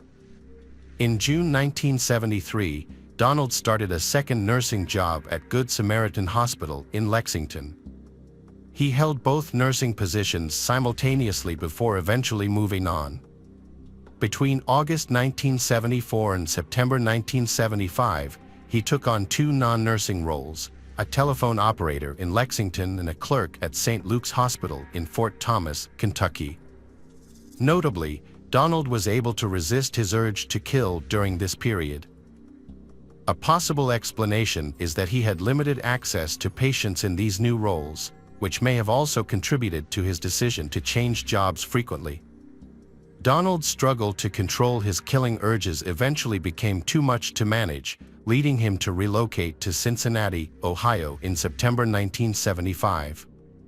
He found employment at the Cincinnati VA Medical Hospital, working various roles including nursing assistant, housekeeping aide, and autopsy assistant. The hospital's night shift schedule and lack of supervision gave him unrestricted access to all areas of the hospital. Over the next decade, Donald murdered at least 15 patients while working at the hospital. He meticulously documented each crime in a diary, detailing the methods he used to kill his victims. These methods included poisoning patients' food and drinks, suffocating them with plastic bags and towels, and injecting them with lethal substances. Donald's experimentation with different methods was influenced by his study of medical journals, which he used to refine his techniques and avoid detection. Donald preferred cyanide as his method of murder, which he mixed into patients' food or administered through their gastric tubes. He accumulated a large stash of cyanide, approximately 30 pounds, which he stole from the hospital over time and kept at home for safekeeping. He stated that he began using morphine to kill patients in the 1970s, particularly in small hospitals in Kentucky where it was not heavily regulated. He also mentioned he used other methods, such as cyanide, arsenic, adhesive cleaner, and suffocation with a plastic bag. Despite the numerous deaths, he claimed to have avoided suspicion by making them appear accidental or due to natural causes. He revealed that in reality, he was a serial killer hiding in plain sight, preying on vulnerable patients. He took it upon himself to decide who lived or died, often without the patients' or their families' consent. He justified his actions as merciful, but he acknowledged that the truth was more complex. While he claimed that his crimes were motivated by compassion, other evidence suggested otherwise. He recounted that a turning point came in the early 1980s when his behavior became more erratic and driven by rage. He started dating a man named Doug Hill, but their relationship was tumultuous. After a heated argument, he poisoned Doug's ice cream with arsenic, and fortunately, Doug survived. This incident marked the first time he tried to harm someone outside of the hospital, revealing a darker side to his nature. Donald's behavior took a dark turn after a fight with Carl Heller. He moved in with Carl Heller, but the relationship quickly became toxic. Donald's jealousy and paranoia led him to suspect Heller of cheating, and he started lacing Carl's food with arsenic to keep her from leaving. As time passed, Donald's cruel actions extended beyond his home. He poisoned a female neighbor's drink with hepatitis serum during an argument, and she almost died before receiving treatment. Unfortunately, another neighbor, Helen Metzger, was not as fortunate. Donald poisoned one of her pies with arsenic, which ultimately led to her death. Donald's lack of consequences for his crimes emboldened him, and he became more confident and reckless. He felt like he was above the law, having gotten away with multiple murders. In April 1983, Donald's behavior escalated. After a disagreement with Heller's parents, he began secretly poisoning their food with small doses of arsenic. The following month, Carl's father, Henry, suffered a stroke and was hospitalized. During a visit, Donald saw an opportunity to strike again and laced Henry's pudding with arsenic. Henry died that night. Over the next year, Donald continued to target Carl's mother, Margaret, periodically poisoning her in an attempt to kill her. In January 1984, Donald's relationship with his partner, Carl, ended, and he was asked to leave their home. Donald reacted poorly to the breakup and spent the next 2 years trying to harm Carl using poison. He also attempted to kill one of Carl's female friends in a separate incident, but was unsuccessful. Although Donald did manage to hospitalize Carl at one point, his attempts to kill her ultimately failed. Donald's behavior raised suspicions on July 18, 1985, when security guards at his workplace discovered a suspicious collection of items in his gym bag. The contents included a gun, hypodermic needles, surgical scissors, gloves, a cocaine spoon, medical texts, occult books, and a biography of serial killer Charles Sawbridge. As a result of the discovery, Donald was fined $50 for carrying a firearm on federal property and given the option to resign from his job quietly. Surprisingly, the incident was not documented in his work record, and the hospital did not investigate Donald for potential involvement in other crimes during his employment.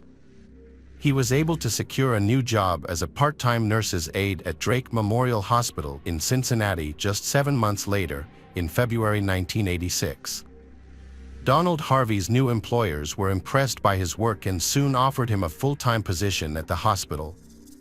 Unbeknownst to them, Donald had a dark past, and he quickly fell back into his old routine. Over the next 13 months, he murdered 26 more patients and attempted to kill several others by tampering with their life support machines, injecting them with lethal substances, and suffocating them.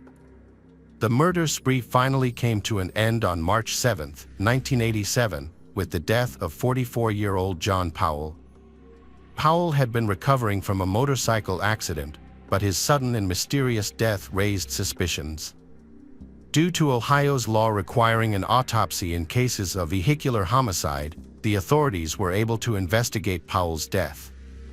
During the autopsy, the assistant coroner detected a faint scent of almonds, a sign of cyanide poisoning. This discovery led the authorities to launch an investigation into Powell's death. Initially, they suspected Powell's friends and family, but they found no evidence or motive. The focus then shifted to hospital employees who had access to Powell's room, and Donald Harvey was one of the individuals they needed to rule out. Hospital employees were voluntarily taking polygraph tests to clear their names. Donald Harvey also was offered to take a test, but he didn't follow through. Instead, he called in sick on the day of his scheduled test. He had even purchased a book on how to cheat on lie detector tests. This raised suspicions, especially when investigators discovered his notorious nickname, Angel of Death, and learned about his questionable partner from the hospital. As the investigation continued, authorities focused on Donald due to the unusual number of deaths surrounding him. During questioning, Donald initially denied any involvement in John Powell's murder, claiming he was just a victim of circumstance.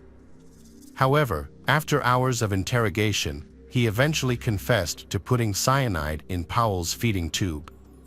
He claimed he did it out of sympathy for Powell and his family, but denied responsibility for the other suspicious deaths. Donald was taken into custody, and investigators began searching for more evidence. On August 11, 1987, Donald, then 35, confessed to committing 33 murders over the past 17 years. As the investigation continued, the number of murders he confessed to grew to 70. Donald's claims of multiple murders raised suspicions among investigators, who questioned the accuracy of the numbers he provided. To verify his credibility, they ordered a series of psychiatric evaluations by multiple experts. The tests concluded that Donald was sane and competent, able to distinguish right from wrong and conform to the law. In 1987, Donald was sentenced to 8 life terms plus 20 years for the murders committed at Mary's Mount Hospital. The following year, he pleaded guilty to 3 additional murders and 3 attempted murders in Cincinnati, receiving 3 life sentences and 3 terms of 7 to 25 years. After a 2-year investigation, the remaining cases were closed due to insufficient evidence linking Donald to the crimes. The public was both shocked by Donald's actions, and many wondered what drove him to commit such heinous crimes. In a 1991 interview with the Columbus Dispatch, Donald revealed that his motivation stemmed from a desire for control. He felt that others had controlled him for 18 years, and he sought to reclaim power over his own life. Donald admitted that he enjoyed the sense of power that came with deciding who lived or died. Donald Harvey is one of the most notorious serial killers in U.S. history, not only due to the high number of victims, but also because he targeted people he knew personally, including his patients. An Associated Press article from 2001 listed him as the worst serial killer in the United States. Contrary to expectations that Donald would spend the rest of his life in prison and die of natural causes, his life took a different turn. On March 28, 2017, Donald was found severely beaten in his cell at the Toledo Correctional Institution, where he was being held in protective custody. He died 2 days later from severe head injuries. Months later, an inmate named James Elliott confessed to the crime in a letter to the Toledo Blade. James, who was serving a 37-year sentence for multiple burglaries, claimed that he had committed the murder to bring closure to the families of Donald's victims, who were from his hometown in Kentucky. In his letter, James wrote that he hoped his actions would bring some solace to the victims' families, as Donald had not received the punishment he deserved from the courts. In September 2019, James was sentenced to life in prison after pleading guilty to the murder of the notorious Angel of Death. Hello friends. Welcome to our channel. Today we're going to take a look at another horrible case with you. The case of Amanda Anderson. Amanda Anderson was born on October 10, 1990, in Fridley, Minnesota, to Mark and Stacy Kennedy Anderson. Amanda grew up to be an aspiring writer with a passion for words, music, and life. She graduated with honors from the Tyler Gospel Chapel School in 2009 and worked at Trinity Mother Frances while attending Tyler Junior College, where she majored in English literature. On September 15, 2010, 15-year-old Nate Anderson found his sister Amanda dead on the floor with multiple bullet holes in her head after returning from a jog. He had gone out to clear his head while doing homework, but became stressed and returned to find the door kicked open. Nate immediately called 911, describing the scene without touching anything. When investigators arrived, Nate recounted the events, still shaken. The investigation revealed that Amanda was shot while sitting on her bed, causing her to fall to the floor. The killer removed shell casings, suggesting a revolver was used. Amanda's death was devastating to her parents, who were deeply religious and couldn't comprehend who would commit such a heinous act. Their daughter had just graduated from high school and was trying to find her way in life. She had no enemies and wished no one harm. The investigators canvassed the neighborhood where the crime took place, speaking with residents to gather information about Amanda and her family. Uniformly, the people they interviewed described the Andersons as a tight-knit, religious family. One neighbor offered a possible theory about Amanda's fate. He pointed out that the area was previously crime-free, but 2 weeks before Amanda's death, a house in the neighborhood was robbed. It's possible that the same person was involved in Amanda's murder. The neighbors suggested that the perpetrator might have seen Amanda's brother, Nate, go for a run, then broken into their house. If Amanda witnessed the break-in, the robber might have shot her to silence her. To explore this theory, the investigators needed evidence to determine whether a botched robbery led to Amanda's death. Typically, burglars who are caught by homeowners will go to great lengths to prevent them from calling the police. However, in this case, nothing was taken from the Anderson home, and Amanda's room was left undisturbed. Amanda's home was burgled, but the thief didn't take anything valuable, including jewelry and a laptop. Amanda's father, Mark, checked the house and confirmed that nothing was missing. This led the investigators to question whether the break-in was actually a robbery gone wrong. The forensic team searched Amanda's room and the entire house for evidence, collecting fingerprints and hair samples that didn't belong to Amanda or her family. They also took the clothes Nate wore when he found Amanda's body, even though they didn't have any visible bloodstains. This was consistent with Nate's 911 call, in which he said he hadn't touched anything. The police still sent the clothes to the lab for further analysis, along with other evidence. To begin their investigation, the police first had to rule out Amanda's family members as potential suspects. They asked her father, Mark Anderson, to show them all the weapons in their house, which was a common practice in Texas. Although the Andersons weren't avid hunters, they did occasionally practice shooting. Following Mark's directions, the police found and seized over 10 different types of pistols, rifles, and revolvers from the house. With no clear motives or suspects, the police explored the possibility of criminal gang involvement, but they quickly dismissed it. Their informants also didn't provide any useful information.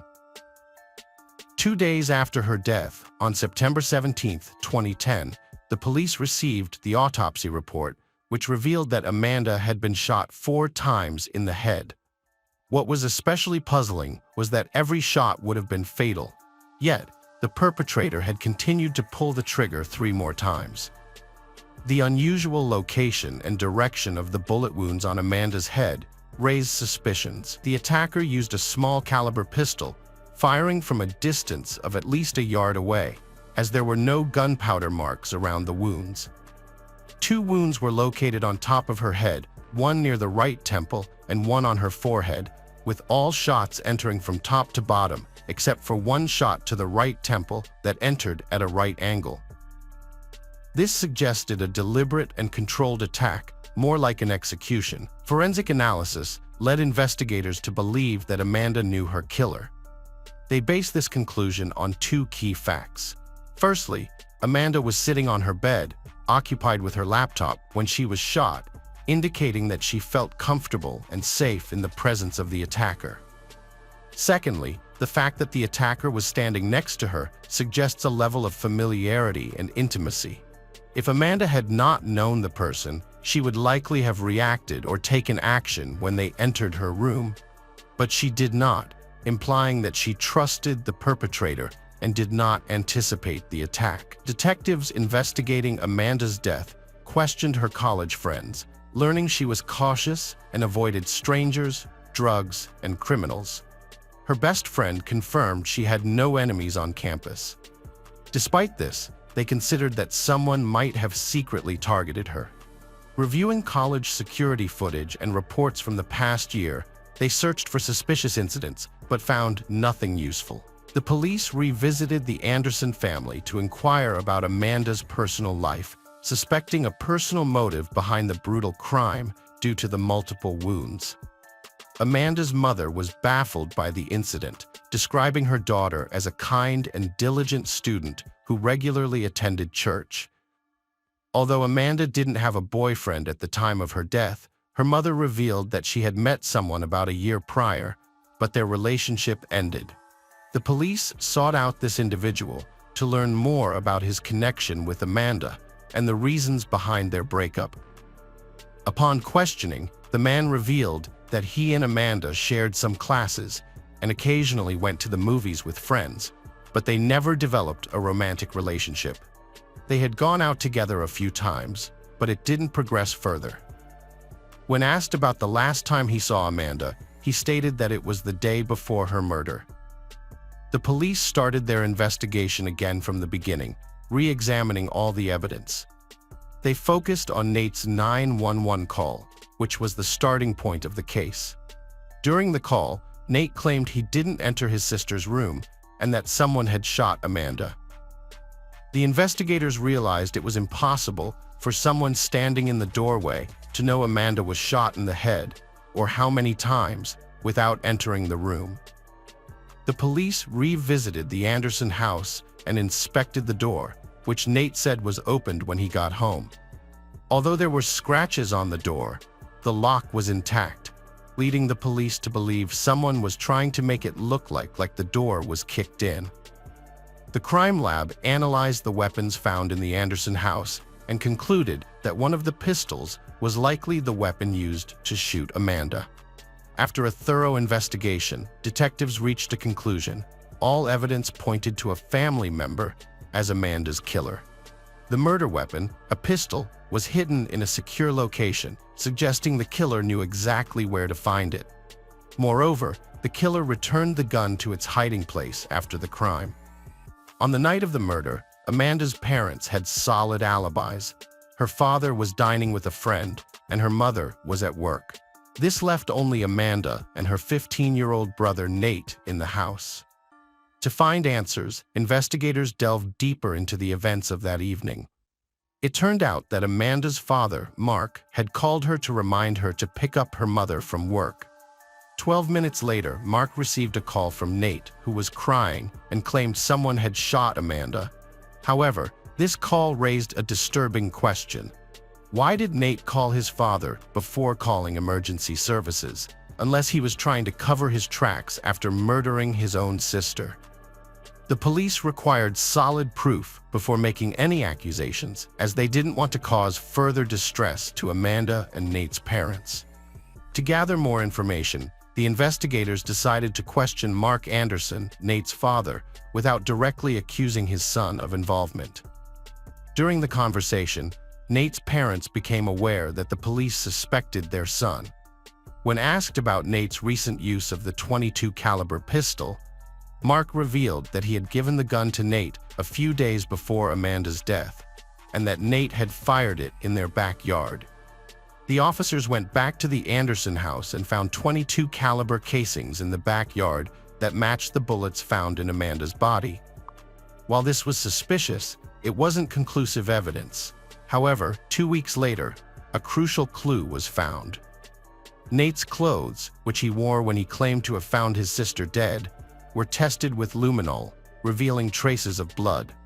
Further analysis by a national blood spatter expert suggested that Nate was either in the room when the shooting occurred or was the one who fired the fatal shots. The tests confirmed that his clothes had Amanda's blood on them. Despite this, the Anderson siblings seemed to have a loving relationship. Photos showed them being affectionate, and their parents described them as best friends who often made videos together, including one just days before Amanda's death. The police were left wondering what could have driven Nate to commit such a heinous act. On November 10, 2010, police arrested Nate Anderson at a church, suspecting him of murdering his own sister. The accusation shocked everyone who knew him, as it seemed out of character. The trial began on October 24, 2011, and was an emotionally challenge for the Anderson family. Despite the evidence presented against Nate, his family remains supportive and refuses to believe he is capable of such a crime. According to his grandmother, Dolores Anderson, Nate is a kind and innocent boy who would never harm his sister. His parents, too, are adamant that he is not responsible for Amanda's death. For his mother, Stacy Anderson, the whole ordeal has been a nightmare. She is still adjusting to the loss of her daughter and now has to cope with her son's arrest. Mark expressed his outrage and disbelief at the accusation that his son killed his sister Amanda. The brutality of the crime, including the fact that Amanda was shot 4 times, has led Mark to conclude that Nate could not have committed the crime. Initially, Mark had some doubts about Nate's involvement, but once he learned about the 4 gunshots, he became convinced of his son's innocence. Mark is critical of the authorities, accusing them of ignoring evidence that exonerates Nate and instead focusing on evidence that supports their own case. He feels that they have already made up their minds about Nate's guilt, despite the fact that an expert had recommended that Nate be tried in juvenile court, not adult court. After Amanda's death, investigators found evidence in the Anderson home that shed light on the case. Prosecutors discovered that Nate's computer had a history of visits to adult websites and violent drawings. Furthermore, a text message on Amanda's phone mentioned someone should be shot, but the context indicated it was a joke about Nate not helping with chores and playfully shooting staples at Amanda. An expert testified that this evidence could be a motive for the crime. However, Nate's attorney argued that the evidence was not unusual or incriminating. Ultimately, Nate accepted a plea deal in February 2012 and pleaded guilty to a first-degree crime. He confessed to a psychologist and his parents that he had killed Amanda. In a statement, Nate and Amanda's parents shared Nate's confession. According to Mark Anderson, Nate told him that he shot Amanda with a pistol found in their home and asked for forgiveness, which he granted. Stacy, the mother, expressed the immense difficulty she experienced as a mother who loves both her children. Nate Anderson has been sentenced to 20 years in prison with the possibility of parole after 10 years. His attorney believes that agreeing to the plea deal was in Nate's best interest, as neither Nate nor his family wanted the case to go to trial. Regarding the motive behind the crime, Nate's attorneys declined to provide details, saying only that they know what happened and are choosing not to discuss it further. However, they did reveal that Nate has shown remorse for his actions, has asked for forgiveness, and has received it.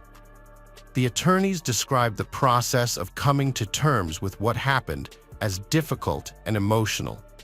The authorities have determined that the incident was a hate crime, as there was no evidence of any other trauma. According to the Smith County Sheriff's Office, Nate will be eligible to apply for parole in 2 years. Hello friends, welcome to our channel. Today we're going to take a look at another horrible case with you, the case of Mindy Morgenstern. Mindy Morgenstern was born on April 29, 1984, in Bogota, Colombia. She was adopted by Eunice and Larry Morgenstern, farmers from New Salem, North Dakota, USA, who already had a biological daughter named Rebecca. They had previously adopted a boy named Michael, and then, 10 years later, they adopted April, also from Colombia. When they discovered April had a younger sister, Mindy, they adopted her as well, making her their 4th child and 3rd adopted child. Growing up on the farm was ideal for Mindy. She enjoyed horseback riding, playing basketball, and helping her parents with farm work, including driving a tractor. After graduating from high school, Mindy left New Salem and moved to Valley City, where she thrived in student life. Her outgoing and cheerful personality quickly helped her make many new friends. Mindy was a dedicated student who balanced her studies with a part-time job as a waitress at a local restaurant. It seemed like she was on the verge of achieving her goals, but her life took a devastating turn. Mindy's friends and family noticed that she was unreachable on September 13, 2006, which was unusual because she was always quick to respond to calls and messages. Concerned about her whereabouts, her friends Tony and Danielle decided to visit her apartment to check on her. When they arrived, they saw her car parked in the lot, which indicated that she was likely at home. Danielle waited in the car while Tony went up to Mindy's second-floor apartment. Despite knocking on the door, there was no response. Tony entered the dark apartment, stumbled upon a disturbing sight, and turned on the light to reveal Mindy's body with neck injuries. Overcome with shock, Tony ran outside to inform Danielle, still waiting in the car. Mindy's friends entered her apartment, but they were met with a disturbing scene. Mindy's neck had knife wounds, and an empty bottle of cleaning agent lay nearby, its strong smell permeating the air. Danielle quickly called 911 to report the discovery of her friend's body. As they waited for help to arrive, a neighbor from the same floor, who had been alerted by the noise, came to investigate. He approached Mindy, checked her pulse, and sadly announced that she had passed away. Soon after, the police arrived at the apartment. Upon entering, the detectives were immediately struck by the overpowering smell of the cleaning agent. They found Mindy's body lying in the living room, with a belt wrapped around her neck and a broken knife protruding from it. The handle of the murder weapon was found next to Mindy's body. In an attempt to destroy evidence, the killer used a cleaning agent, but forensic experts still managed to find crucial evidence, including skin particles under Mindy's left-hand fingernails, indicating that she fought back against her attacker. As investigators searched for a motive, they quickly dismissed the possibility of a robbery gone wrong. Mindy's purse, phone, wallet, and cash were all still present, untouched, and her jewelry remained unaffected. It seemed that the attacker's intentions were not financially driven. The presence of a basket of clean laundry near Mindy's body suggested that she was attacked immediately after entering her apartment. Furthermore, there were no signs of forced entry on the front door, implying that the killer either knew Mindy or entered the apartment shortly after she did. The next day, the detectives informed the Morgenstern family that Mindy had passed away. The news brought grief to her parents, brother, and sisters. The family was confused, as Mindy was well liked by everyone and had no known enemies. Her friends had no history of trouble with the law. Mindy's friends, Tony and Danielle, revealed to investigators that they were not alone in the apartment. A neighbor from the same floor had entered Mindy's apartment after hearing their screams. He attempted to check Mindy's pulse, pronouncing her dead. When questioned, the neighbor explained that he had used the back of his hand to avoid leaving his fingerprints on Mindy's wrist. When questioned about the scratches, Robert Lind claimed they were work-related injuries, explaining that his job working with steel often left him with scratches. He said he had been at work from 7 a.m. to 5:30 p.m. the previous day. The investigators verified his alibi by contacting his employer, who confirmed Robert's schedule and explained that scratches were a common occupational hazard. Despite this, the investigators remained skeptical and asked Robert to provide a DNA sample, which he willingly supplied. To aid in their investigation, the police sent a sample to the lab to compare it with the one found under Mindy's fingernails. They also questioned all of Mindy's friends, but no leads came from these interviews. Everyone claimed that Mindy didn't have any conflicts with anyone. While waiting for DNA results, investigators questioned Mindy's neighbors, including Mo Gibbs, a corrections officer from Barnes County Jail, hoping his professional insight might reveal something others missed. Gibbs claimed to have served in the Navy from 1990 to 1999, but was discharged due to an assault conviction and prison sentence. After release, he had no further legal issues. A former college security guard, Gibbs worked the night shift before Mindy's death. Next morning, Gibbs packed boxes into the car, preparing to move with his family. He noticed a strong smell of cleaning agent, but didn't investigate, being too busy with the move. Mo Gibbs had scratches on his hands, which he attributed to carrying boxes. When questioned about visiting Mindy Morgenstern's apartment, he claimed to have been there only once to help her carry a laundry basket. Investigators requested a DNA sample from Gibbs, which he readily provided. After collecting the sample, the police released Gibbs. They then spoke with Mindy's co-workers at the restaurant where she worked, seeking information about anyone who might have known her well.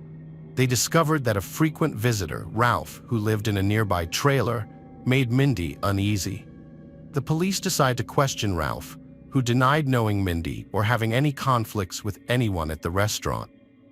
Ralph didn't have a solid alibi, but he did provide a DNA sample, which was sent to the lab for analysis along with the other evidence. The detectives then turned their attention to Mindy's boyfriend, Jordan Ram. Like Mindy, Jordan came from a local farming family, and they had been together for over a year. They met at church, where they were regular attendees. Jordan had a clean record and was well liked in the community. He appeared to be deeply committed to Mindy, often taking her to spend time with his family. However, Mindy's parents mentioned that Jordan would sometimes show up at their farm uninvited, asking Mindy to leave with him. This behavior hinted at jealousy, but Eunice and Larry didn't think he was capable of harming their daughter. The police asked Jordan to come in for questioning, and he readily agreed. During the interview, Jordan cooperated fully and answered questions honestly, trying to help the investigators in any way he could. Jordan claimed to have seen Mindy the day before she died, when they went shopping and visited a video rental store. The next day, Mindy called him at 10:45 a.m., which was the day she died. This was unusual because Mindy normally called Jordan around 10 times a day, but on this day, she didn't call again or respond to his attempts to reach out. Jordan told the police about his whereabouts at the time of Mindy's death, saying he was working on his family's farm. He agreed to provide a DNA sample and take a polygraph test, but his results were inconclusive due to his anxiety. The police let him go and sent his DNA sample to the lab while they checked his alibi. However, Jordan wasn't the only person in Mindy's life who raised suspicions. Kyle Kia, Mindy's ex-boyfriend, was another potential suspect. They had broken up over a year before her death, but something strange happened after their breakup. Kyle was the love of Mindy's life, and they had been together for 2.5 years. Kyle's family had loved him, and Mindy thought she would marry him one day. After their breakup, Kyle moved to a new place about an hour away from Valley City. Mindy was worried that Kyle would find someone else, which led to their breakup. According to Kyle, he ended the relationship because he needed to move on with his life. Mindy tried to win him back, but Kyle had already started seeing someone else and stopped communicating with her. About 7 months before her death, Mindy visited Kyle's house to talk, but he told her to leave. They hadn't spoken since then. When questioned by investigators, Kyle expressed regret over how he had treated Mindy. Kyle also revealed that Mindy had been in touch with his father, Rodney Kia, which was unusual. Mindy's friends said Rodney would call her several times a day, sometimes just a few times a week. Kyle thought his father was too attached to Mindy and had even asked him to stop contacting her. Rodney's wife was upset about the situation, as he was married. The police found a voicemail message from Rodney on Mindy's phone, left after her death, in which he apologized and cried. The police found the close relationship between Rodney and Mindy suspicious and brought him in for questioning. Rodney admitted his attachment to Mindy was strange, triggered when she dated Kyle and reminded him of his young wife. They started talking about Kyle, then discussed other topics, frequently texting even after his wife found out. Mindy often initiated conversations, sometimes up to 20 times a week. Rodney, who considered Mindy like a daughter, was shocked when he heard about her tragic fate. He left an emotional voicemail for the investigators, which, although sincere, didn't dispel their suspicions. In fact, it's possible that he became obsessively fixated on her.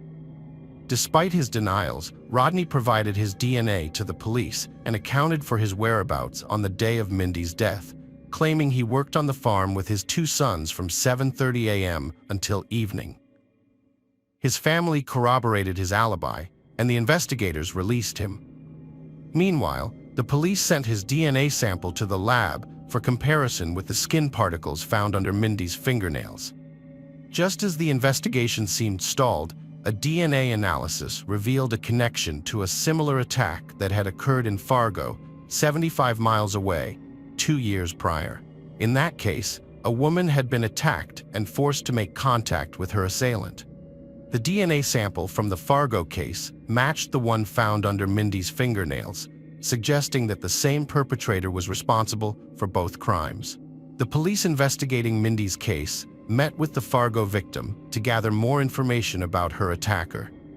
She recounted being drugged at a bar, waking up in an unfamiliar apartment, and barely escaping her attacker. She described him as a muscular African-American man, over 6 feet tall and weighing over 200 pounds. The police had previously entered the attacker's DNA into the federal database, but it had gone unmatched for 2 years. Now, with the new connection, they had a lead. After analyzing multiple DNA samples, the lab finally found a match: 34-year-old Mo Gibbs, a corrections officer at the Barnes County Jail, who had voluntarily provided his DNA sample. Detectives called Gibbs in for questioning, keeping him under surveillance in case he tried to flee. At the police station, they asked him to take a polygraph test, which he agreed to, but the results indicated he was lying. Gibbs denied any involvement in Mindy's death, remaining calm even after learning his DNA linked him to the case. However, the evidence was enough to arrest him and charge him with Mindy's murder. After Gibbs's arrest, 5 female prisoners came forward, accusing him of forcing them into intimate relations while he was on duty.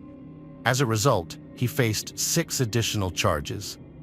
It was discovered that Gibbs had changed his name, previously being Glendale Morgan Jr. while serving in the Navy. He had been involved in a drive-by shooting and spent over 5 years in prison. Gibbs pleaded guilty to all charges except those related to Mindy's death. His defense claimed that his DNA was under Mindy's fingernails because she touched the same door handle as him, but the prosecution believed he entered her apartment, forced her into intimacy, and then killed her when she resisted. The judge deemed the evidence against Gibbs to be overwhelming and sentenced him to life imprisonment without parole. Gibbs also received additional sentences of 12 years for assault and 15 years for related charges. Although Mindy's mother publicly forgave Gibbs, she made it clear that she would never forget what he did to her daughter. Gibbs is currently serving his sentence at the North Dakota State Penitentiary.